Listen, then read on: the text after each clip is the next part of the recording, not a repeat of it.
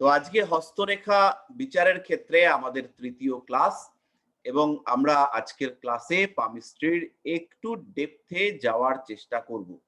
একটু ডেপথে বলতে আমরা আজকে তিনটে মূল রেখা সম্পর্কে জানব। তিনটে মূল রেখা বলতে আমাদের প্রথম যে রেখাটা বেশিরভাগ হাতেই আপনারা দেখতে পাবেন সেই রেখাটার নাম হচ্ছে আয়ু রেখা। এই রেখাটা হচ্ছে আমাদের অন্যতম প্রধান রেখা এবং আমাদের যে অস্তিত্ব রয়েছে, আমরা যে আছি সেই বিষয়টাকে ইন্ডিকেট করে আয়ু রেখা। আয়ু রেখা কোনটা আমি একটু পরে দেখাচ্ছি। দ্বিতীয় রেখাটা হলো আমাদের হৃদয় রেখা বা এটাকে আমরা প্রণয় রেখাও অনেক ক্ষেত্রে বলে থাকি এবং জীবনের বেশ কিছু ঘটনা আমরা হৃদয় রেখা থেকে জানতে পারি। তৃতীয় রেখাটা হলো আমাদের শিরোরেখা। এই শিরোরেখাকে আমরা অনেক সময় মাতৃরেখাও বলে থাকি। এটা আমাদের মস্তিষ্কের অনুভূতি, মস্তিষ্কের ক্ষমতা, মেধা, পড়াশুনো করবার ইচ্ছা, পড়াশুনোর যোগ্যতা ইত্যাদিকে নির্দেশ করে। তাহলে এই তিনটে রেখা সম্পর্কে আজকে আমরা জানব। যখনই আমরা কোনো একটা রেখা বিচার করব, সেই রেখাটার কয়েকটা কোয়ালিটি আমাদেরকে মাথায় রাখতে হবে। সরি, রেখাটা কোথায় শুরু হয়েছে, রেখাটার সূত্রপাত কোথায়, এইটা আমাদেরকে দেখতে হবে। দ্বিতীয় যেটা দেখতে হবে, রেখাটা কোথায় শেষ হয়েছে।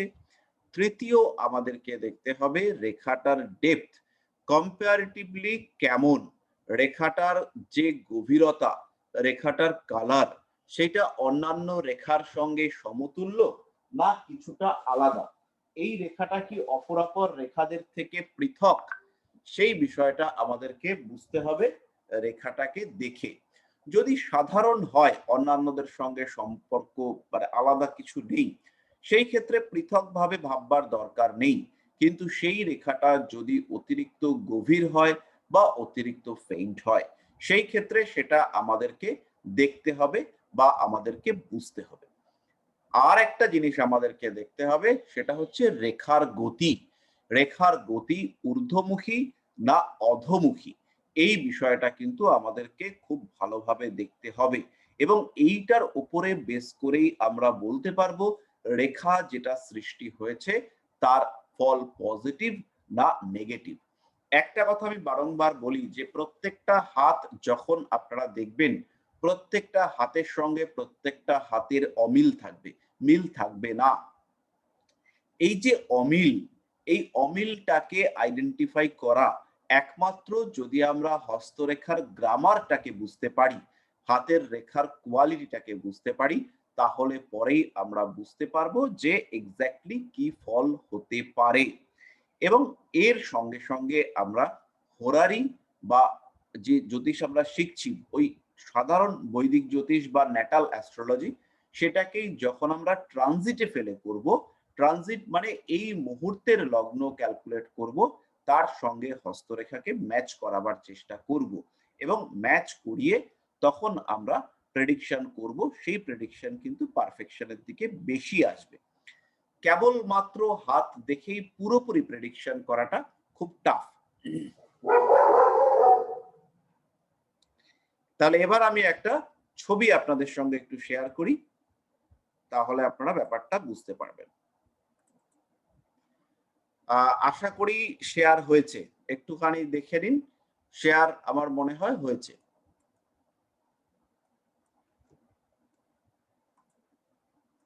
হ্যাঁ স্যার, দেখা যাচ্ছে। ঠিক আছে, তো আমি এখানে আঁকবো, ফলে আঁকাগুলো একটু টেরা বেঁকা হতেই পারে, তো সেটা একটুখানি লক্ষ্য রাখতে হবে। আর এরপরে আমি চেষ্টা করছি একটা বোর্ড কিনে নেওয়ার জন্য, পেন বোর্ড না কি বলে বেশ একটা, তাতে আর কি এই সমস্ত টেরা বেঁকা হবে না। তো যাই হোক, আমি আর কি আপনাদের সঙ্গে ব্যাপারটা শেয়ার করি। প্রথমটা হচ্ছে গিয়ে আয়ু রেখা।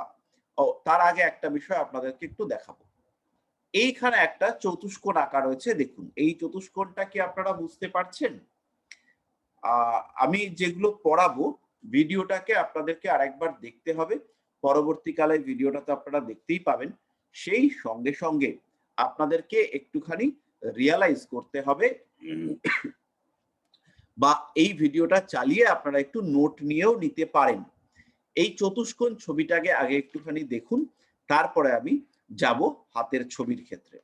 এখানে আমি একটা গ্রাফিক্যাল ইন্টারপ্রিটেশন মোটামুটি করবার চেষ্টা করেছি আমাদের বিভিন্ন ক্ষেত্রগুলোকে নিয়ে।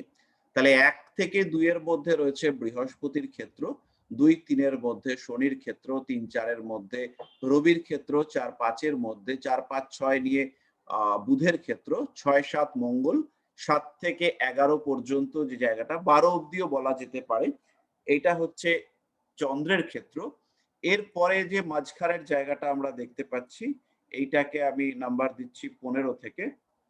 ১৫, ১৬, আ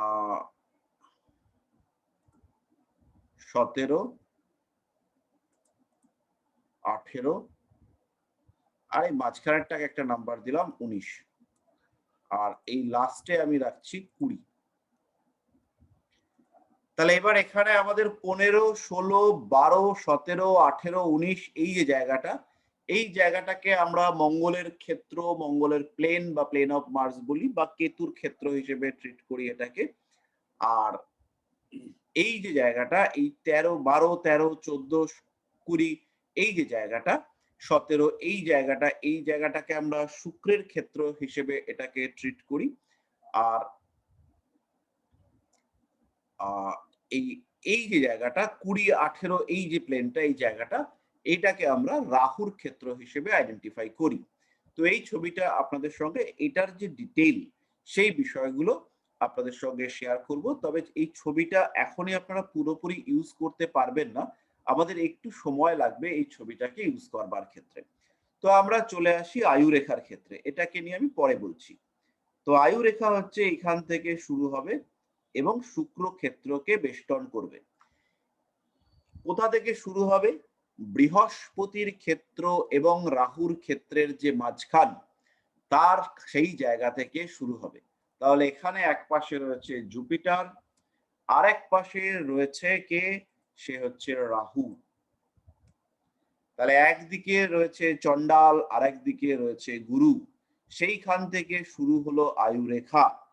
কাকে বেষ্টন করলো? যাকে বেষ্টন করলো সে হচ্ছে ভিনাস, শুক্র। এইটা হচ্ছে আয়ুরেখার ফার্স্ট গ্রামার। শুক্রকে বেষ্টনকারী রেখা, একে আমরা বলতে পারি শুক্র বন্ধনকারী রেখা। শুক্র বা শুক্রাণু, সেখান থেকে প্রত্যেকটা জীবের জন্ম হয়, তাই আমরা এটাকে বলতে পারি পিতৃরেখা। এই রেখার কোয়ালিটি নির্দেশ করবে পিতার অবস্থা, পিতার পরিস্থিতি, পিতার কোয়ালিটি। এই বিষয়টা ইন্ডিকেট করবে আমাদের পিতৃরেখা। পিতৃরেখা বা আয়ু রেখা আমাদের নির্দেশ করবে জীবনকাল কেমন যাবে। যদিও আমরা এই রেখাটাকে স্বাস্থ্য রেখা বলি না, তথাপি জীবনের কোন বয়সে আপনার স্বাস্থ্য কেমন যাবে সেটা আপনি এই রেখা থেকে বুঝতে পারবেন। যদি কোনো একটা বয়সে আয়ুরেখা পাতলা হয়ে যায়, যদি কোনো একটা বয়সে আয়ুরেখা দুর্বল হয়, যদি তিল থাকে, যদি ক্রস চিহ্ন থাকে, সেই ক্ষেত্রে সেই সময় সমস্যা নির্দেশ করবে। সেখানে আমি পরে আসছি। এবার আমাদেরকে দেখতে হবে যে আয়ুরেখার শুরুটা কেমন হয়েছে। আয়ুরেখার শুরু যদি স্মুথ হয় তাহলে জাতকের জন্মের পরে তার পিতামাতার উন্নতি ঘটবে। যদি আয়ুরেখা ভীষণ রকম শৃঙ্খলিত কাটাকুটি যুক্ত হয় এইখানে, তাহলে জাতকের ছোটবেলায় রোগগ্রস্ত হওয়ার সম্ভাবনা থাকবে। যদি এই রাহু ক্ষেত্র থেকে কোনো একটা রেখা আয়ুরেখাকে ভেদ করে ওপরের দিকে ওঠে, তাহলে জাতকের বড় ধরনের শারীরিক সমস্যা সৃষ্টি হওয়ার সম্ভাবনা থাকবে, নাম্বার 1।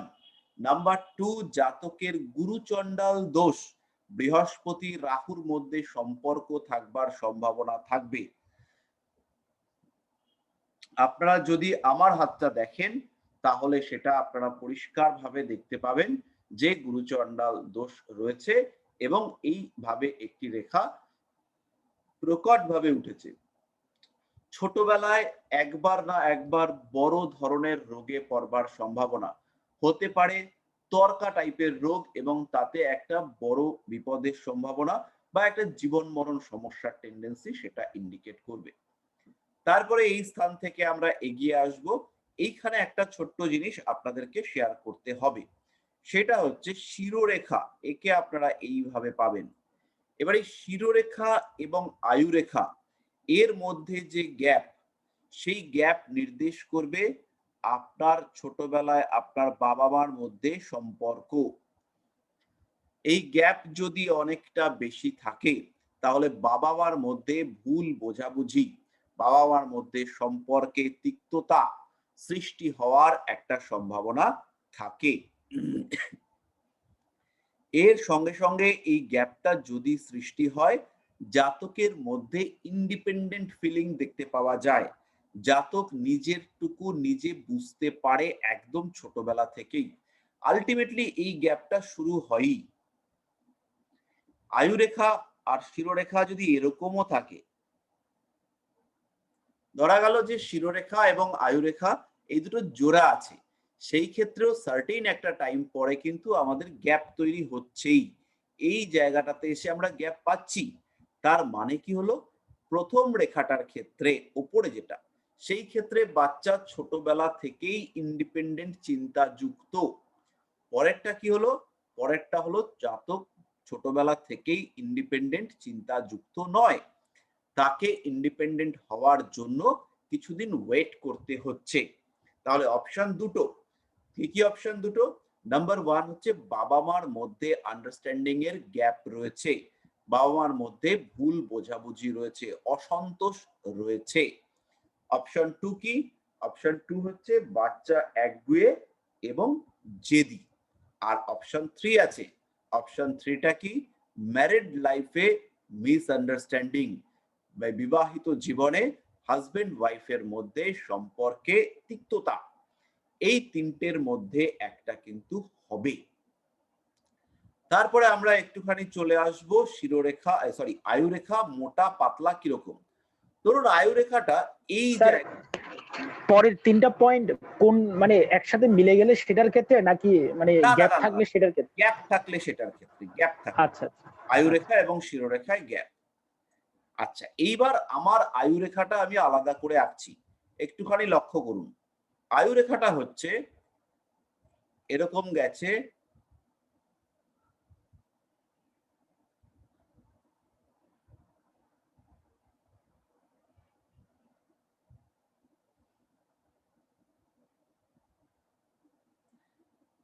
এইরকম গিয়ে এরকম আয়ুরেখা নেমেছে। এই যে ওপরের দিকটা, ওপরের দিকটা দেখুন অনেকটা চওড়া। এই আয়ুরেখার যে চওড়া হওয়া, এটা কিন্তু মোটেও ভালো সিম্বল নয়। যে জায়গাতে আয়ুরেখাটা এরকম চওড়া হবে বা এরকম অস্পষ্ট টাইপের হবে, সেই জায়গাটা থেকে বা সেই বয়সে শারীরিক অসুস্থতা যেটা ডিটেক্ট করা যাচ্ছে না, এই অসুস্থতায় জাতক মরবে না, কিন্তু জাতক এই অসুস্থতা নিতেও পারবে না। জাতকের স্বাভাবিক জীবনযাপন পুরোপুরি ব্যাহত হবে যদি এইরকম আয়ুরেখা দেখতে পাওয়া যায়। বয়স ক্যালকুলেশন আপনারা শিখেছেন, কোন বয়স থেকে কোন বয়স পর্যন্ত এই প্রবলেম আছে তাকে আইডেন্টিফাই করে নিন।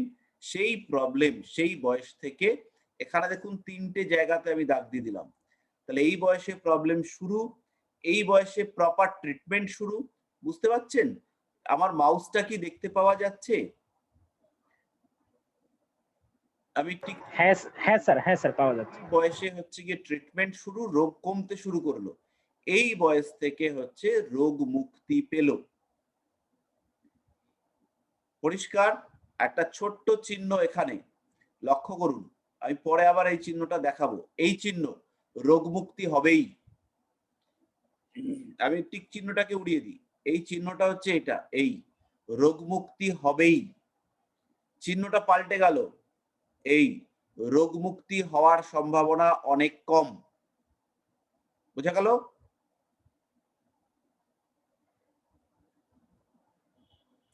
এবার আয়ুরেখাটা হচ্ছে এইভাবে শুরু হয়েছে, কিন্তু এইখান থেকে একটু জাল চিহ্ন রয়েছে, এই হচ্ছে জাল।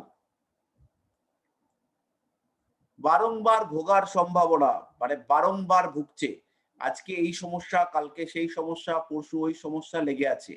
কতদিন পর্যন্ত? বয়স ক্যালকুলেট করুন আগের ভিডিও দেখে। এই হচ্ছে, আপনি দেখে নিলেন এই বয়স থেকে এই বয়স, এই পর্যন্ত প্রবলেম থাকবে। এবার এর সঙ্গে সঙ্গে শনির ক্ষেত্রটা আর কেতুর ক্ষেত্রটা দেখে নেবেন। কোন কোন ক্ষেত্র দেখবেন? শনির ক্ষেত্র মানে আমাদের হচ্ছে এই জায়গাটা, আর হচ্ছে কেতুর ক্ষেত্র এই জায়গাটা। এই দুটো জায়গা একটু দেখে নিন। এই জায়গাটা খুব ভালো আছে, ভোগান্তির পরিমাণ কম। এই দুটো জায়গা ফ্যাটফ্যাটে গর্ত, নিচে নেমে গেছে, কাটাকুটি রয়েছে, তিল রয়েছে, ভোগান্তির পরিমাণ অনেক বেশি, সমস্যা খুবই বেশি, ট্যাকল করা যাচ্ছে না। পরিষ্কার? এবার আমরা চলে আসব আয়ুরেখার এলাকা, কতটা জায়গা আয়ুরেখা ঘিরে ধরেছে। আয়ুরেখা যত গোল হবে, আয়ুরেখা যত প্রমিনেন্ট হবে, আয়ুরেখা যত রেড হবে, তত আমার জাতকের জীবনী শক্তি বাড়বে, তত তার ভোগের পরিমাণ বাড়বে। কোশ্চেন, ভোগের পরিমাণ কেন বাড়বে? কারণ আয়ুরেখা শুক্র ক্ষেত্রের পরিমাণকে নির্দেশ করে। আয়ুরেখা নির্দেশ করবে জাতক কতটা জীবনকে উপভোগ করতে পারবে, শুক্র ক্ষেত্র কতটা জায়গা নিয়ে রয়েছে। তাহলে এই যে জায়গা, এই যে পরিমাণ, কতটা জায়গা নিয়ে আয়ুরেখাটা রয়েছে, সেইটা বলে দেবে শুক্র ক্ষেত্র কতটা স্ট্রং। তাহলে আয়ুরেখা যতটা জায়গা নিয়ে হবে, সেটাই বলে দেবে এই লোকটার শারীরিক ক্ষমতা কতটা, যৌন মিলনে লোকটার শক্তি কতটা, এই সমস্ত বিষয় বলে দেবে আয়ুরেখা কতটা গোল। এবার আমরা চলে আসব আয়ুরেখার একদম শেষের পর্যায়ে, শেষের দিকটায়। আয়ুরেখা শেষ হয়ে এরকম দিকে গেছে, তার মানে হচ্ছে শেষ বয়সে পরিবার থেকে বিচ্ছিন্ন হওয়ার সম্ভাবনা, বাড়ির বাইরে, দূর দেশে, বিদেশে জীবনের দাঁড়াবার সংযোগ, জীবনে সে যে প্রতিষ্ঠিত হবে, সেটা হবে বাড়ির থেকে দূরে। এরই সঙ্গে সঙ্গে আরো কিছু সিম্বল আমরা আপনাদেরকে শেখাবো, সেটা ইন্ডিকেট করবে যে একাধিক গৃহের সম্ভাবনা। কোন কোন সময় আয়ুরেখার এই দুটো রেখাই আপনারা দেখতে পাবেন, যে একটা রেখা এরকম ভাবে গেছে, একটুখানি লক্ষ্য করুন। খুব ইম্পর্টেন্ট এই জায়গাটা, খুব ভালো করে শুনবেন। এই জায়গাটা, এই রেখাটাও আছে, এই রেখাটাও আছে। এইবার আপনার পরীক্ষা, এখানে আপনাকে আইডেন্টিফাই করতে হবে কোন রেখাটা মেইন রেখা, এখানে মূল রেখা কোনটা। আয়ু রেখাটা এইভাবে যদি চলে যায়, আপনি বুঝতে পারলেন মূল রেখা কোনটা। কিন্তু যেটা দেখালাম, এই দুটোর মধ্যে মূল আয়ু রেখা কোনটা, এইটাকে আপনাকে আইডেন্টিফাই করতে হবে। এইটা আপনাকে আমি শেখাতে পারবো না, ওটা আপনাকে হাত দেখে দেখে শিখতে হবে। মূল আয়ু রেখা কোনটা, সেই রেখাটা এবার ধরে নিচ্ছি আমি, যে আমার মূল আয়ু রেখা হচ্ছে এইটা। তাহলে এবার এই যে রেখাটা, এই যে 2 নম্বর রেখাটা, আমি 2 লিখে দিচ্ছি, এই 2 নম্বর রেখাটাকে আপনাকে আইডেন্টিফাই করতে হবে যে এই রেখাটা উপরের থেকে উঠেছে, সরি উপরের থেকে নিচে নেমেছে, না নিচের থেকে উপরে উঠেছে। যদি নিচের থেকে উপরে ওঠে, তাহলে পারিপার্শ্বিক সাহায্যে জীবনে বিরাট উন্নতি। আর যদি উপর থেকে নিচে নামে, তাহলে ওই বয়সে বড় রোগ ভোগ। বয়স কি করে আইডেন্টিফাই করবেন? এই রেখাটাকে জুড়ে দিলে পরেই আপনি বয়স বুঝতে পারবেন, ছক আগের দিন দেখিয়েছি। তাহলে যদি রেখাটা উপর থেকে নিচে নামে, তাহলে বড় ধরনের শারীরিক সমস্যা। আর যদি রেখাটা নিচ থেকে উপরে ওঠে, তাহলে জীবনে বিরাট উন্নতি পারিপার্শ্বিক সাহায্যে। হতে পারে কোনো মহিলার সাহায্যে জীবনে উন্নতি, কোনো মহিলা ইন্সপিরেশনের কাজ করলেন, তিনি বউ হতে পারেন, তিনি অন্য কেউ হতে পারেন, তিনি মা হতে পারেন, তিনি যে কেউ হতে পারেন। বাট হওয়ার কথা হচ্ছে গিয়ে চন্দ্র নির্দেশিত কোনো মানুষ। কেন বললাম মহিলা? কারণ দিকটা হচ্ছে চন্দ্রের দিক।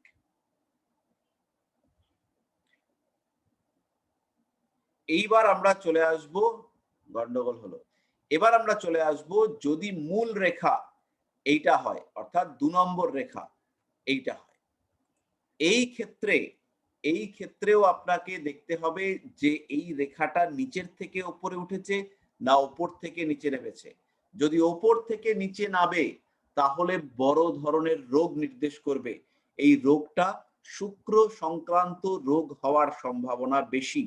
কোনো রক্তের জটিল রোগ হতে পারে, কোনো হরমোনাল রোগ হতে পারে।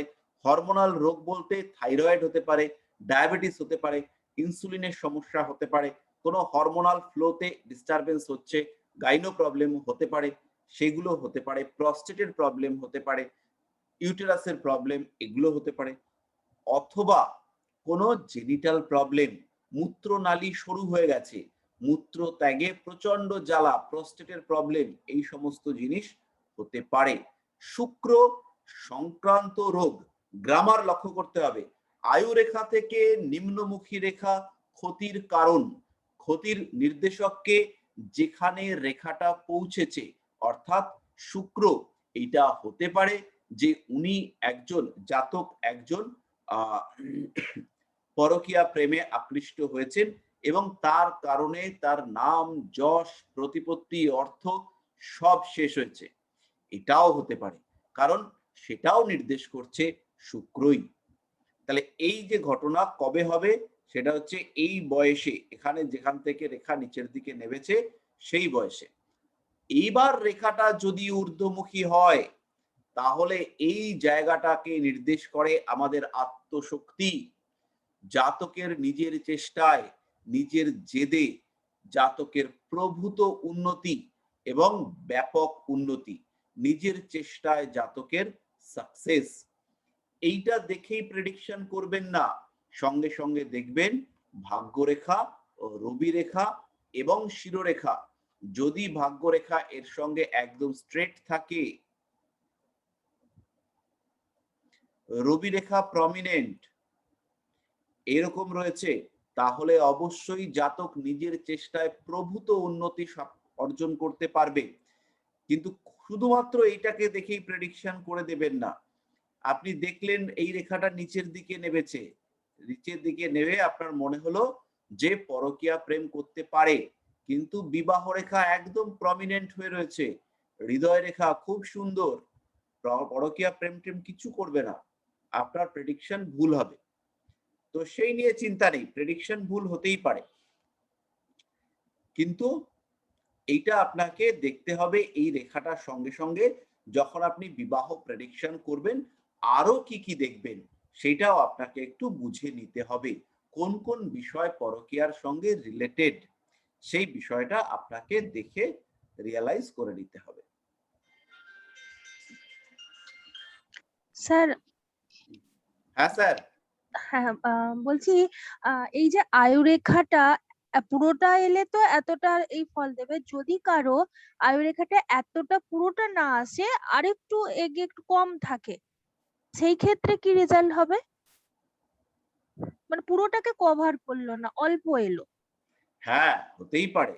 সেই ক্ষেত্রে আমাদের শিরোরেখা, হৃদয় রেখা সেগুলোর মাধ্যমে বয়স ক্যালকুলেশনটা করে নিতে হবে।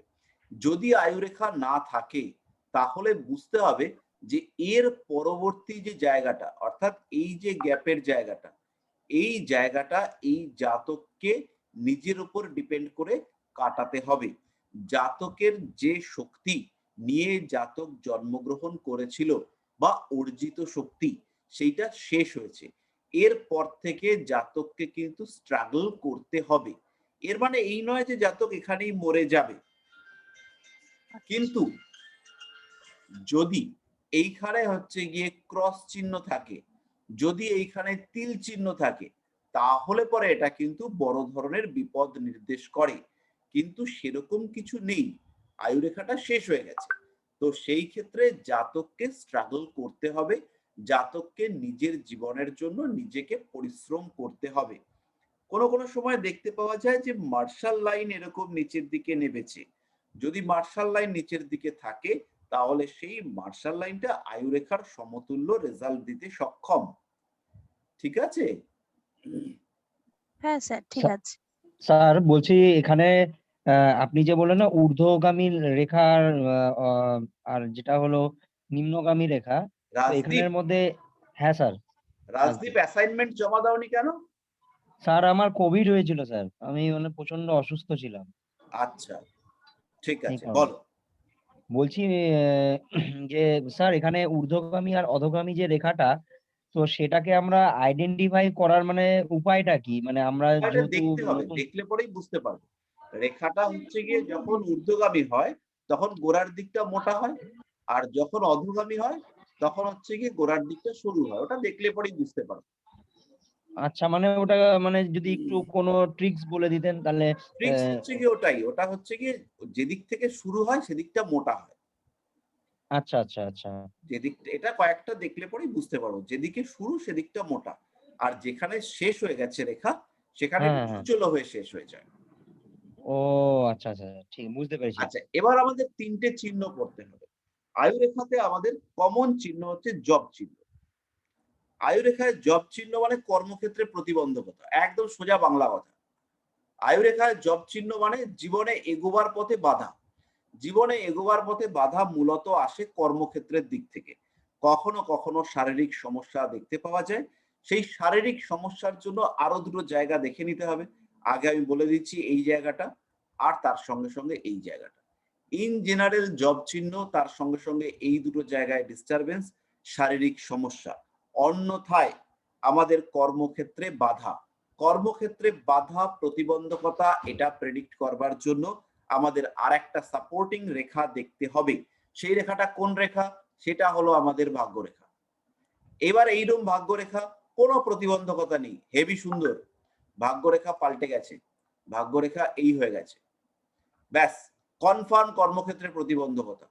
ভাগ্যরেখা এই গেল, আর একটা প্যারালাল এই তৈরি হলো। এবার হচ্ছে গিয়ে কর্মক্ষেত্রে প্রতিবন্ধকতা আসবে এবং জাতক সেটাকে কাটিয়ে উঠতে পারবে। এইবার এই জব চিহ্ন রয়েছে, এরকম এরকম দাগ ভাগ্যরেখায়।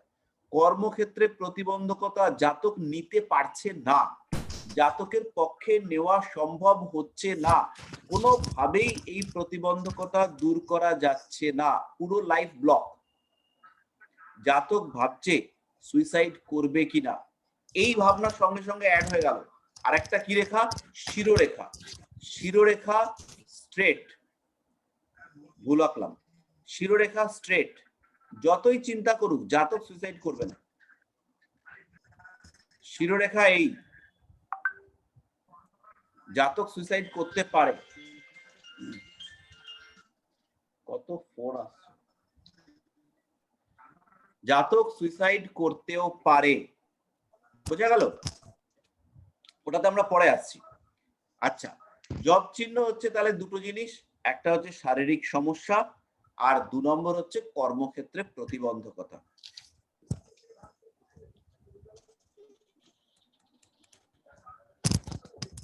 আচ্ছা, এবার পরবর্তী চিহ্ন হচ্ছে, একটু পরে এর পরবর্তী চিহ্ন হচ্ছে উন্নতি রেখা। উন্নতি রেখা আমাদের অনেকগুলো টাইপের দেখতে পাই। প্রথমটা হচ্ছে এই, আমি টাইপগুলো আলাদা করে দেখাচ্ছি। এই হচ্ছে আমার আয়ু রেখা, এখান থেকে উন্নতি রেখা এই উঠলো, খুব ভালো রেখা। এই আয়ু রেখা, এই হচ্ছে আমার উন্নতি রেখা, গন্ডগোল। এই আয়ু রেখা, উন্নতি রেখা, গন্ডগোল। এই 3 রকম আমরা জেনারেলি দেখতে পাই। এছাড়াও আর একটা দেখতে পাই, সেটা হচ্ছে এই এই রেখাটা আর এই রেখাটার মধ্যে ডিফারেন্স আছে, আমি একটুখানি বুঝিয়ে দিই। এই রেখাটা হচ্ছে নিম্নগামী আর এই রেখাটা হচ্ছে ঊর্ধ্বগামী। আচ্ছা, প্রথম রেখাটা আমাদের জীবনে প্রভূত উন্নতি দিতে পারে। প্রথম রেখাটা এরকম ভাবে থাকে, আয়ু রেখার ওপরে এইভাবে থাকে। কোন কোন ক্ষেত্রে এই রেখাটা শনি ক্ষেত্র অবধি চলে যায়। যদি যায়, কনফার্ম চাকরি, চাকরি জাতক করবে, কোনো কথা নেই, জাতকের চাকরি হবে। এই রেখাটাতে এরকম যদি 2-4টে চিহ্ন টিহ্ন থাকে, চাকরি ক্ষেত্রে বাধা, গুপ্ত শত্রুতা, এইবার সেকেন্ড রেখাটা, উপর থেকে একটা রেখা এরকম কেটে গেছে, আইডেন্টিফাই করা যায় না যে এই রেখাটা উপর থেকে নিচে এসছে না নিচের থেকে উপরে এসছে। জীবনে উন্নতি হবে, কিন্তু তার জন্য অনেক কিছু নষ্টও হবে। জীবনে উন্নতি করবার পথে বিরাট বাধা, কিন্তু বাধা সত্ত্বেও উন্নতি হবে। তারপরের রেখাটা অনেকের ক্ষেত্রে দেখতে পাওয়া যায়, এই রেখাটা জীবনে কোনো একটা বড় কিছু হারাবার পরে উন্নতি, জীবনে বিশাল কিছু হারিয়েছে। এরকমও হতে পারে বাবা মারা গেছে, বাবার চাকরি পেয়েছে, বাবা মারা গেছে, বাবা চাকরি করতো, সেই চাকরি পেয়েছে, এই রেখা দেখতে পাওয়া যেতে পারে। এছাড়াও এই যে নিচের দিকে রেখাটা গেছে, এটাও ইন্ডিকেট করে কোনো বড় ধরনের ইনভেস্টমেন্ট, কোনো বড় ধরনের রিস্ক নিয়েছে, তারপরে গিয়ে উন্নতিটা হয়েছে। কোনো কোনো সময় দেখা যায় জমি জায়গা বিক্রি করে দিয়ে ব্যবসা শুরু করেছে। আমি রিসেন্ট একজনের হাতে এটা দেখতে পেয়েছি, সে জমি বিক্রি করে চাকরির পরীক্ষার জন্য টাকা দিয়ে দিচ্ছে, চাকরিটা পেয়েছে, ঠাকুরের আশীর্বাদে চাকরিটা সে পেয়েছে, কিন্তু ওই যে জমিটা গেল, সেইটা হচ্ছে প্রথম রেখাটা ইন্ডিকেট করছে, আর পরের রেখাটা ইন্ডিকেট করছে যে তার উন্নতি হয়েছে। এই যে রেখাটা, এই রেখাটা ইন্ডিকেট করে প্রবল পরিশ্রম, প্রবল আসক্তি, প্রবল ইচ্ছা শক্তি, তার মাধ্যমে এই মানুষটা জীবনে উন্নতি করতে সক্ষম হয়েছে। তাহলে আয়ু রেখা সম্পর্কিত মোটামুটি বিষয়গুলো আমরা জানলাম, মোটামুটি, পুরো কিন্তু আমরা জানতে পারিনি। এরপরে আয়ু রেখার বিভিন্ন ব্রাঞ্চেস আছে, বিভিন্ন শাখা রেখা আছে, বিভিন্ন খণ্ড আছে, সেগুলো আমরা পরবর্তী সময়ে যদি সুযোগ পাই আপনাদের সঙ্গে শেয়ার করব। স্যার যদি ঊর্ধ্বগামী রেখা এরকম আয়ু রেখা থেকে বেরিয়ে উপরের দিকে যায়, আবার আয়ু রেখা থেকে যদি একটা রেখা এসে ওই ঊর্ধ্বগামী রেখাগুলোকে কেটে দেয়, তাহলে কি ওটা কি বোঝায়? সে আমি পরে বলবো, এখন আমি বাকি রেখাগুলো পড়াবো। এরপরে আমাদের যে রেখাটা আসবে সেটা হচ্ছে শিরোরেখা। শিরোরেখাকে আমরা বলে থাকি মাতৃরেখা। শিরোরেখা আমাদের ভীষণ রকম ইম্পর্টেন্ট। একটা লোক কি করবে, লোকটার কনফিডেন্স কতটা, এই লোকটা আমার থেকে বা আমার ওপর, আমার শাস্ত্রের ওপর কতটা বিশ্বাস আছে, এই লোকটা আমাকে কতটা ভরসা করতে পারে, এই লোকটা আমাকে কঠিন কঠিন প্রশ্ন করে বিপদে ফেলতে পারে কিনা, এই সমস্ত বিষয় আমরা শিরোরেখা থেকে বুঝতে পারবো। একটা মানুষকে আমি ঘরের বউ করে বা মেয়ের হাজবেন্ড করে বাড়িতে নিয়ে আসব, সেই মানুষটার উপরে কতটা ভরসা করতে পারি, সেই মানুষটা কতটা আমার সংসারের হাল ধরতে সক্ষম, সেই বিষয়টা আমি শিরোরেখা থেকে বুঝতে পারবো। কিভাবে বুঝতে পারবো? আপনারা খেয়াল করুন, এখানে আমরা চাঁদের 3টে জায়গা দেখিছিলাম। প্রথম জায়গাটার নাম দিয়েছিলাম আমরা উচ্চ চন্দ্র, যেটা মঙ্গলের সঙ্গে কানেক্টেড। মঙ্গলের সঙ্গে বা মঙ্গলের ঠিক নিচের অংশটা, তার নাম দিয়েছিলাম আমরা উচ্চ চন্দ্র, যেটা আমাদের বাস্তব, আমাদের রিয়ালিটি, টাফ সিচুয়েশন গুলোকে ইন্ডিকেট করে। তারপরের অংশটা, তার নাম আমরা দিয়েছিলাম মধ্যচন্দ্র, মনে করে দেখুন, যেটা আমাদের সাবকনশিয়াস মাইন্ড বা অন্তর্নিহিত মনকে ইন্ডিকেট করে।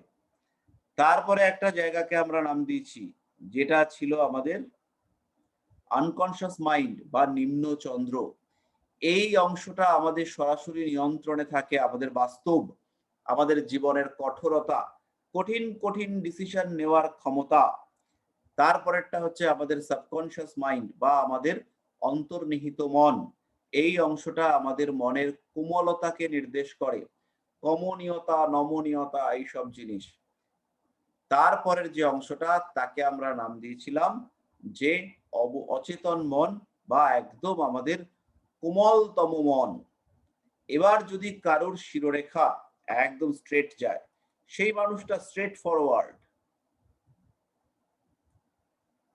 যে মানুষের শিরোরেখা সোজা গিয়ে উপরের দিকে উঠেছে, যে কোনো সময় যখন তখন যে কোনো ডিসিশন নিতে পারে, কোনো ডিসিশন নিতে কিচ্ছু আসবে যাবে না, যে কোনো রিস্কি ডিসিশন এই মানুষটা নিতে পারে। এই মানুষটার ডিসিশন মেকিং এর ক্ষেত্রে কখনো কোনো রকম কোনো প্রবলেম আসবে না, যে কোনো সময় যে কোনো সিদ্ধান্ত নিতে পারবে। কেন পারবে?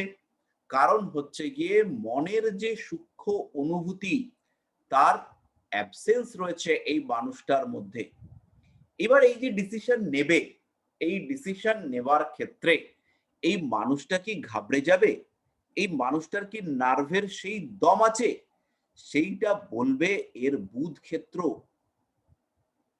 সেইটা বলবে তার আয়ু রেখার গভীরতা, সেইটা বলবে তার মার্শাল লাইন, যে এই মানুষটা মধ্যে সেই কনফিডেন্স লেভেল আছে কিনা, এই মানুষটা ওই কনফিডেন্স লেভেলকে গ্রিপে রেখে ডিসিশন নিতে পারবে কিনা, রিস্ক নেওয়ার ক্ষমতা আছে কিনা। তাহলে সেটা সাইড থেকে আমাদের বুধ আর আয়ুরেখা মার্শাল লাইন এগুলো দেখে নেব, কিন্তু ডিসিশন মেকিং এর যে ক্ষমতা, প্রবণতা, সেটা কিন্তু আমরা শিরোরেখা থেকে পেয়ে যাব। সামান্য ডাউনওয়ার্ড শিরোরেখা একদম বেস্ট। এরা যেমন ভালো ফ্যামিলি ম্যান হয়, এরা যেমন তেমন ভালো ব্যালেন্স করে চলতে পারে, এরা সমস্ত কিছুর মধ্যে মানিয়ে গুছিয়ে নিয়ে চলবে। এদের পড়াশোনার কেরিয়ার অনেক স্মুথ, এরা উল্টো পাল্টা সাবজেক্টের দিকে যাবে না, এরা ট্র্যাডিশনাল, এরা পরিবারের নির্দেশ, পরিবারের ঘরানা এই সমস্তকে মানবে। কিন্তু এই শিরোরেখা সোজা গিয়ে উপরের দিকে উঠেছে, এরা যত স্ট্রং, এরা যত রিজিড, তত কিন্তু এরা পরের দল রিজিড হতে পারবে না। এই লাইনটা যেটা মঙ্গলের দিকে গেছে, এই মানুষরা বিভিন্ন ফিল্ডে বিভিন্ন দিকে পারদর্শী, এরা যে কোনো কাজ বেশ ভালোভাবে করতে পারে, এদের মধ্যে লিডারশিপ কোয়ালিটি রয়েছে, এরা মানুষের সঙ্গে দুর্ব্যবহারও করতে পারবে, মানুষকে আপন করেও নিতে পারবে। জেনারেলি এদের ব্যবহারের মধ্যে রুক্ষতা দেখতে পাওয়া যাবে, যুক্তি, লজিক এগুলো এদের মধ্যে অনেকটাই বেশি। কেন বেশি? কারণ এদের মস্তিষ্কের মধ্যে চন্দ্রের তুলনায় মঙ্গলের প্রভাব বেশি। এইটা হচ্ছে আপনাদের মুখস্থ রাখতে হবে, যে চন্দ্রের তুলনায় মঙ্গলের প্রভাব বেশি থাকবার জন্য ওর মধ্যে লজিক্যাল অ্যাটিটিউড বাড়লো, সঙ্গে সঙ্গে ইমোশন কমলো।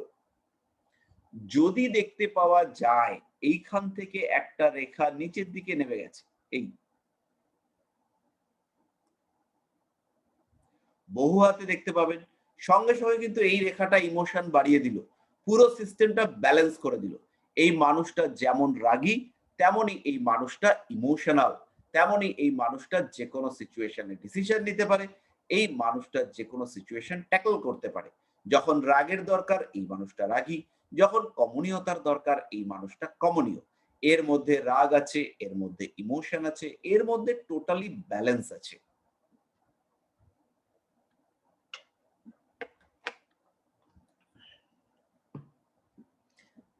শিরোরেখার এই দুটো পার্ট মোটামুটি বোঝা গেল।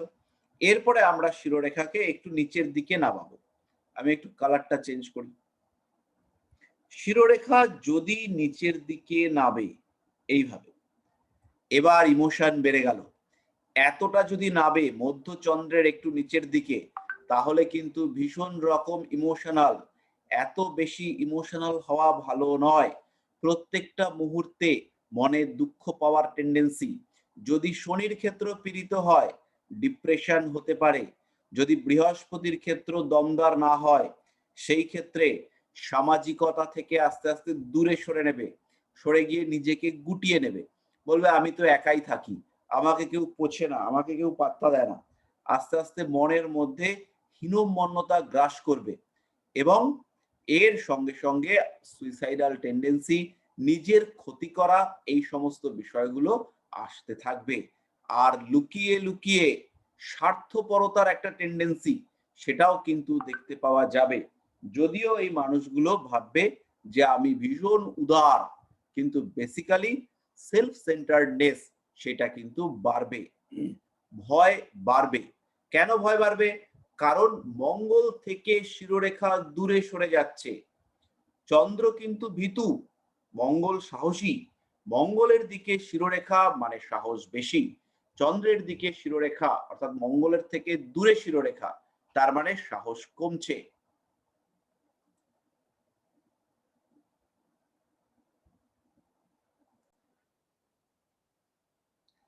এর থেকেও যদি গভীরে শিরোরেখা প্রবেশ করে, একদম এরকম, তাহলে কিন্তু মানসিক স্থিতিশীলতার অভাব ঘটবে, মেন্টাল ফ্ল্যাকচুয়েশন বারংবার দেখতে পাওয়া যাবে।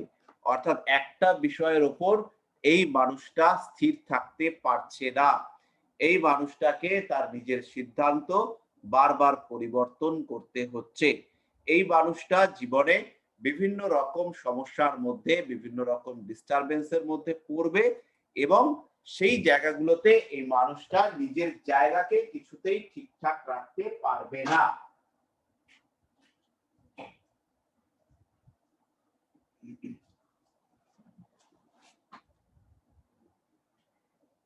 এর সঙ্গে সঙ্গে যদি দেখতে পাওয়া যায় যে ভাগ্যরেখাটা পীড়িত রয়েছে, ভাগ্যরেখাটা ডিস্টার্ব, তাহলে কিন্তু এই মানুষের জীবনে কিছু করাটা রীতিমতো টাফ হবে।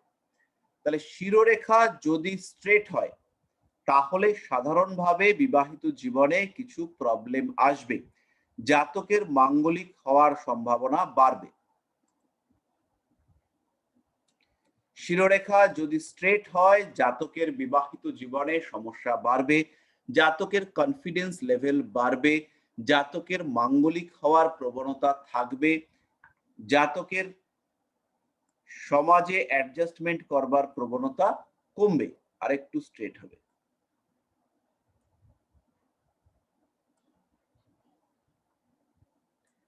শিরোরেখা যদি আয়ুরেখার সঙ্গে যুক্ত না হয় জাতকের রাগ, জেদ, তেজ এগুলো বৃদ্ধি পাবে।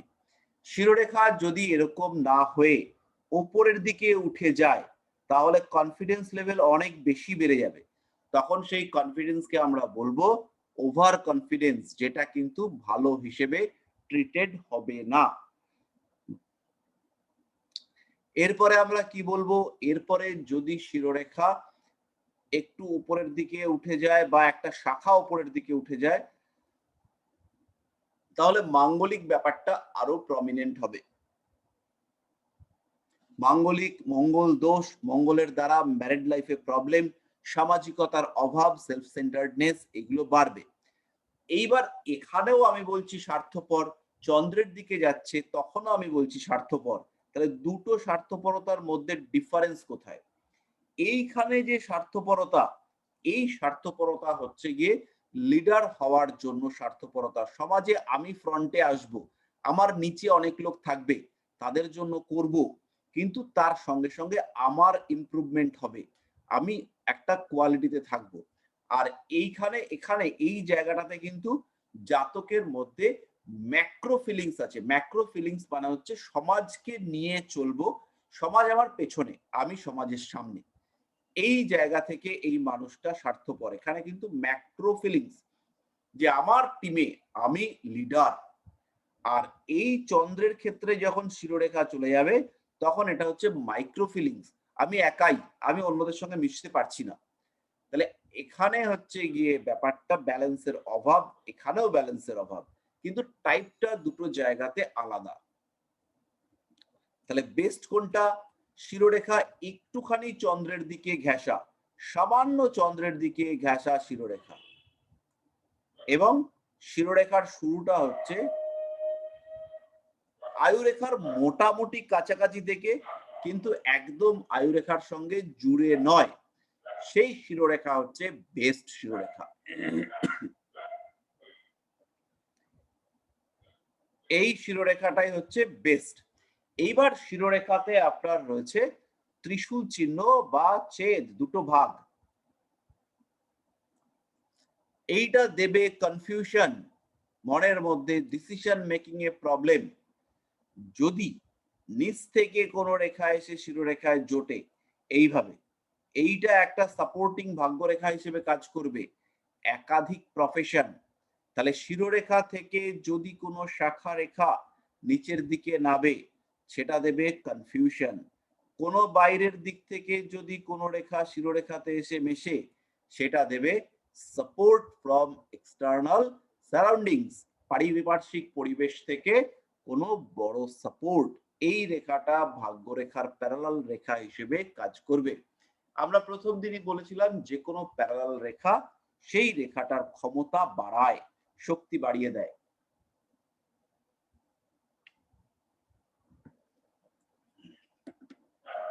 আর যে কোনো ক্রস রেখা বা ভার্টিক্যাল রেখা, সেই রেখা যেমন এই রেখা আয়ুরেখার ক্ষতি করবে, তেমনি এই রেখা আয়ুরেখার শক্তি বাড়াবে।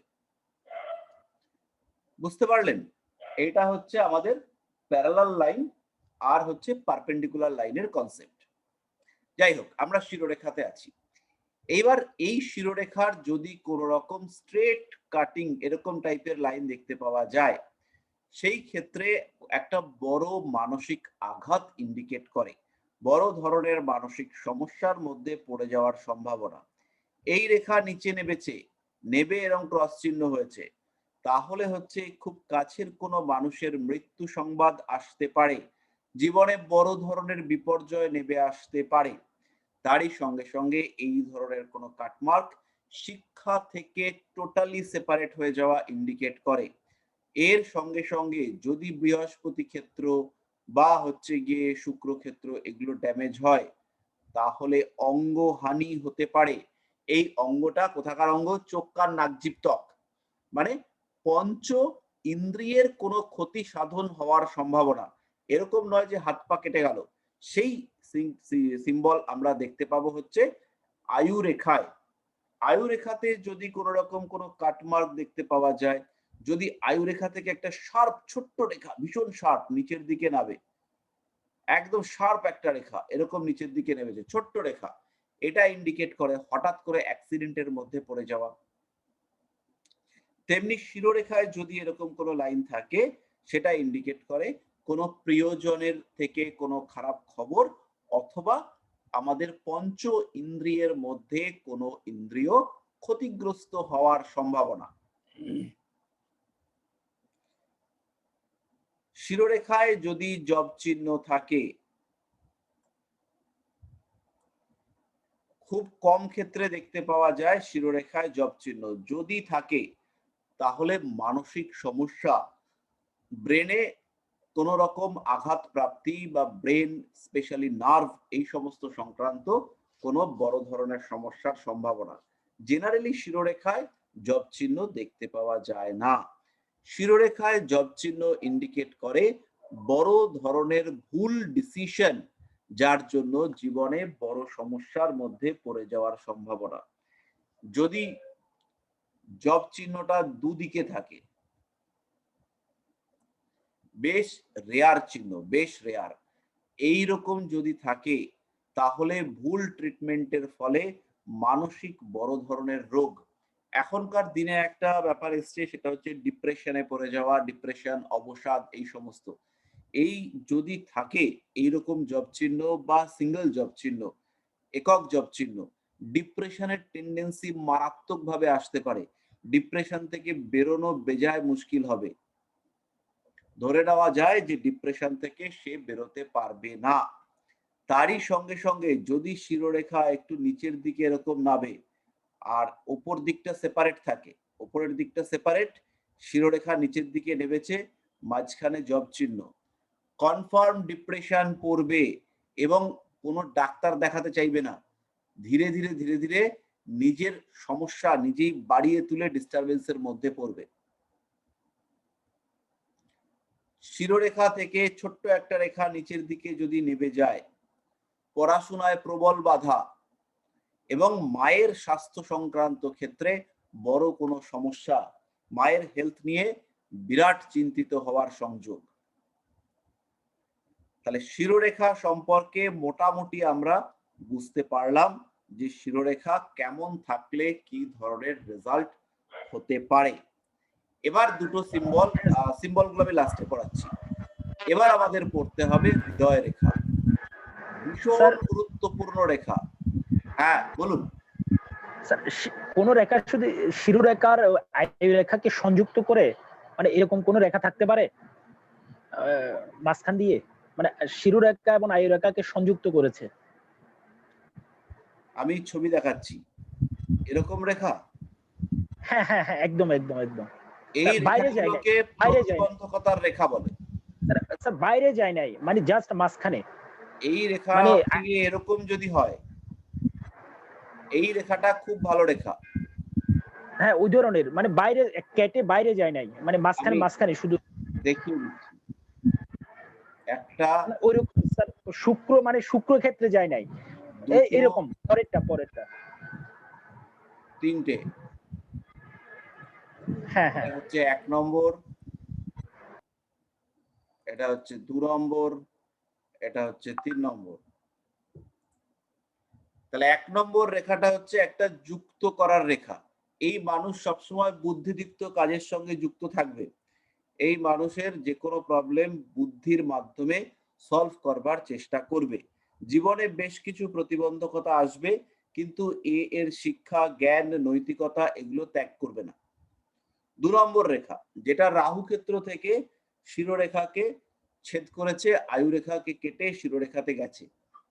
এই রেখা হচ্ছে প্রতিবন্ধকতা, স্ট্রাগল, বাড়ির কোনো বিপদ, তার কারণে পড়াশোনায় বাধা, জীবনে উন্নতিতে প্রবল বাধা। 3 নম্বর রেখা, 3 নম্বর রেখাটা খুবই ভালো রেখা। 3 নম্বর রেখা যদি কারোর ক্ষেত্রে থাকে, সেই মানুষটা হচ্ছে নিজের চেষ্টায় জীবনে বিরাট উন্নতি করতে সক্ষম। খুব রেয়ার রেখা, এটা খুবই রেয়ার, যে আয়ুরেখা থেকে উঠে শিরোরেখাতে যুক্ত হয়েছে। এইরকম টাইপের যেটা দেখতে পাচ্ছেন, নিচ থেকে উঠেছে ওপর দিকে গিয়ে শিরোরেখা অবধি গেছে, খুবই রেয়ার। যদি হয় তাহলে এই জাতক জীবনে নিজের চেষ্টায় প্রচুর উন্নতি করতে পারবে। মেডিকেল প্রফেশন বা টিচিং প্রফেশনের সঙ্গে যুক্ত থাকবার সম্ভাবনা দেখতে পাওয়া যাবে, মানে যেখানে কন্টিনিউয়াসলি জ্ঞান চর্চা করতে হচ্ছে। স্যার যদি ওই আয়ুরেখা থেকে কোনো সূক্ষ্মরেখা শিরোরেখার মধ্যে গিয়ে লাগে, আর সাইড থেকে হলো আয়ুরেখার থেকে কিছু রেখা আবার ট্যাচরা ভাবে যদি ওই রেখাটাকে কেটে দেয়, তাহলে সেটাকে কি বোঝায়? তাহলে একটা ত্রিভুজ ফরমেশন হবে। আচ্ছা। যদি রেখাটা এরকম ভাবে ওঠে, হ্যাঁ, একটা উঠলো, আবার এই সাইড থেকে। হ্যাঁ, এই ক্ষেত্রে একটা ত্রিভুজ ফরমেশন হবে। তাহলে জাতকের জীবনে প্রতিবন্ধকতা থাকবে, জাতকের জীবনে বিপদ আসবে, কিন্তু সেই বিপদ থেকে জাতক এই ত্রিভুজের কারণে অতিক্রম করতে পারবে। আচ্ছা আচ্ছা। সমস্যা আসলেও জাতক সেই সমস্যাকে ট্যাকল করে নিতে পারবে, জীবনে এগোতে পারবে। স্যার স্যার একটা ক্ষেত্রে আমি দেখেছিলাম শিরোরেখা আর ওই উপরের যে হার্ড লাইন একটাই রেখা আছে, মানে আর কোনো রেখা নেই। এই ক্ষেত্রে কি ওটাকে বোঝায় সিমিয়ান তাহলে? লাইন বলে। ওটা অনেকের ক্ষেত্রে দেখতে পাওয়া যায়, তারা নিজেদের বুদ্ধি পুরোপুরি কাজে লাগাতে পারে না, আর জীবনে এদেরকে প্রচুর স্ট্রাগল করতে হয়, এরকম দেখতে পাওয়া যায়। হ্যাঁ, একটাই লাইন, এবং একটাই। এদের জীবনে পরিশ্রমের ব্যাপারটা বেশি থাকে, পরিশ্রম করতে হয় এদের জীবনে দাঁড়ানোর ক্ষেত্রে। বহু ক্ষেত্রে লেবার ক্লাস মানুষদের হাতে এই টাইপের লেখা দেখতে পাওয়া যায়। এই রেখা যদি হাতে থাকে, তাহলে বুড়ো আঙ্গুলটা মারাত্মক গুরুত্বপূর্ণ ভূমিকা পালন করে। বুড়ো আঙ্গুলের সেট যদি নিচে নামে, এইটাকে বলা সেট, এই কোথা থেকে বুড়ো আঙ্গুল শুরু হয়েছে, যদি বুড়ো আঙ্গুলের সেটটা নিচের দিকে নেমে আসে, তাহলে সে হচ্ছে মন্দবুদ্ধি। যদি বুড়ো আঙ্গুলের সেট ঠিকঠাক জায়গায় যায় এবং বুড়ো আঙ্গুল স্ট্রেট হয়, তাহলে এই রেখার কুপ্রভাব এই জাতক এড়াতে পারবে। আদারওয়াইজ এই লোককে কিন্তু প্রচুর পরিশ্রম করতে হবে, অবদমিত হতে হবে, লোকের দ্বারা লোকের নিচে কাজ করতে হবে, এবং জীবনে বাধার সম্মুখীন বারংবার হতে হবে। এটাও হতে পারে যে খুব অল্প বয়স থেকে কাজ শুরু করতে হলো, কর্মজীবন খুব অল্প বয়স থেকে শুরু করতে হলো। আচ্ছা স্যার, এটাকে কিভাবে নির্ধারণ করব, যে বুড়ো আঙুলের যে সেটটার কথা বললেন? এ তো দেখলে পরেই বুঝতে পারবো, নিজের হাত আর ওই লোকটার হাত। আচ্ছা বুড়ো আঙ্গুলটা এখান থেকে শুরু হচ্ছে, না এখান থেকে নেমে এসে এরকম ভাবে গেছে, বুঝতে পারবো না, আচ্ছা আচ্ছা আচ্ছা আচ্ছা আচ্ছা। দেখলেই বুঝতে পারবো। ওকে, থ্যাংক ইউ স্যার। হাত পড়লে, হাতে হাত পড়লেই বোঝা যাবে, কোনো অসুবিধা নেই। যা শিখিয়ে দিচ্ছি, যতটা দিচ্ছি, যদি হ্যাঁ স্যার, কাজে লাগাতে পারি, কোনো হাত আটকাবে না। ঠিক আছে স্যার। তাহলে এবার আমরা স্যার চলে আসবো হৃদয় রেখায়।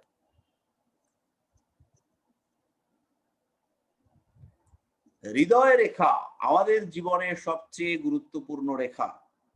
এই হৃদয় রেখার প্রত্যেকটা পার্ট আমাদের জীবনের বিভিন্ন পর্যায়কে ইন্ডিকেট করবে। হৃদয় রেখা বাকি রেখার থেকে অনেক বেশি গুরুত্বপূর্ণ। হৃদয় রেখা ইন্ডিকেট করবে কতটা ভোগ করতে পারবো। পেলাম অনেক কিছুই, কিন্তু ভোগের বেলায় জিরো, সেই বিষয়টা ইন্ডিকেট করবে হৃদয় রেখা। বাকি সব রেখা গন্ডগোল, হৃদয় রেখা একটাই ঠিকঠাক, জাতক হেভি, জীবনে একদম ফাটাফাটি। জাতকের বিবাহিত জীবন কেমন, জাতক প্রেমে করেছে কেমন, জাতক প্রেম করবার সময় প্রেমিকাকে খারাপ কথা বলেছে কিনা, সব হৃদয় রেখা থেকে বলে দেবো। তারপরে হচ্ছে গিয়ে জাতক প্রেম করবার সময় কি ভেবেছে, জাতক পরকীয়া প্রেম করতে পারবে কিনা, জাতকের মধ্যে আধ্যাত্মিক চেতনা আছে কিনা, জাতক আদৌ ভগবানকে ভালোবাসে কিনা, জাতক সৎ কিনা, সব হৃদয় রেখায় পেয়ে যাব। জাতক বিবাহিত জীবনে বউকে ভয় পায় কিনা, বিবাহিত জীবনে শান্তি আছে কিনা, সব হৃদয় রেখায় পাবো। মনের মধ্যে কন্টিনিউয়াস কোনো দুঃখ নিয়ে রয়েছে কিনা, কন্টিনিউয়াস মানসিক চাপ জাতকের জীবনে রয়েছে কিনা, এই সমস্ত আমরা পাবো জাতকের হৃদয় রেখার মধ্যে। তাহলে প্রথম আমাদের হৃদয় রেখা শুরু হবে বুধ ক্ষেত্রের নিচ থেকে। তাহলে এই যে হৃদয় রেখার দূরত্ব, কতটা দূরে হৃদয় রেখা, এটা কিন্তু কম্পারেটিভ। কম্পারেটিভ বলতে লোকের হাত দেখে বুঝতে হবে যে এই জায়গাটা বড় কিনা। যেমন আপনি যদি আমার হাতের দেখেন তাহলে হচ্ছে কি এই জায়গাটা ছোট, বৃহস্পতির ক্ষেত্রটা হচ্ছে বড়, আবার কোন কোন ক্ষেত্রে বুধের ক্ষেত্রটা বড় হয়। তাহলে এই যে জায়গাটা, এই ক্ষেত্রটা বলে দেবে যে জাতকের মেধা শক্তি জাতক কতটা ইউটিলাইজ করেছে, জাতক পড়াশোনায় কতটা স্মুথলি যাবে। হৃদয় রেখাটা যদি একটু নিচের দিকে হয় তাহলে পড়াশোনায় উন্নতি করবার সম্ভাবনা বেশি। পড়ুয়া, বাংলা কথায় জাতক পড়ুয়া, জাতক পড়াশুনো বাদ দিয়ে আর কিছু বোঝে না। হৃদয় রেখার গোড়াতে একদম কাটাকুটি নেই, একদম স্মুথ হৃদয় রেখা, একদম ভালো চিহ্ন নয়। হৃদয় রেখার গোড়াটা একটু এরকম থাকাই ভালো। সেটা হচ্ছে পরিবেশের পুরো সাপোর্ট জাতক পেয়েছে, জাতক পরিবেশ থেকে শিখতে পেরেছে, জাতক বিভিন্ন জিনিস বিভিন্ন বাস্তব পরিস্থিতি থেকে অ্যাডপ্ট করতে শিখেছে। তার মানে হলো জাতক বিভিন্ন জায়গা থেকে জাতকের মধ্যে নমনীয়তা রয়েছে। এর সঙ্গে সঙ্গে আরেকটা জিনিস, যদি এরকম কাটাকুটি না থাকে তাহলে বাচ্চা হওয়ার ক্ষেত্রে সমস্যা হয়।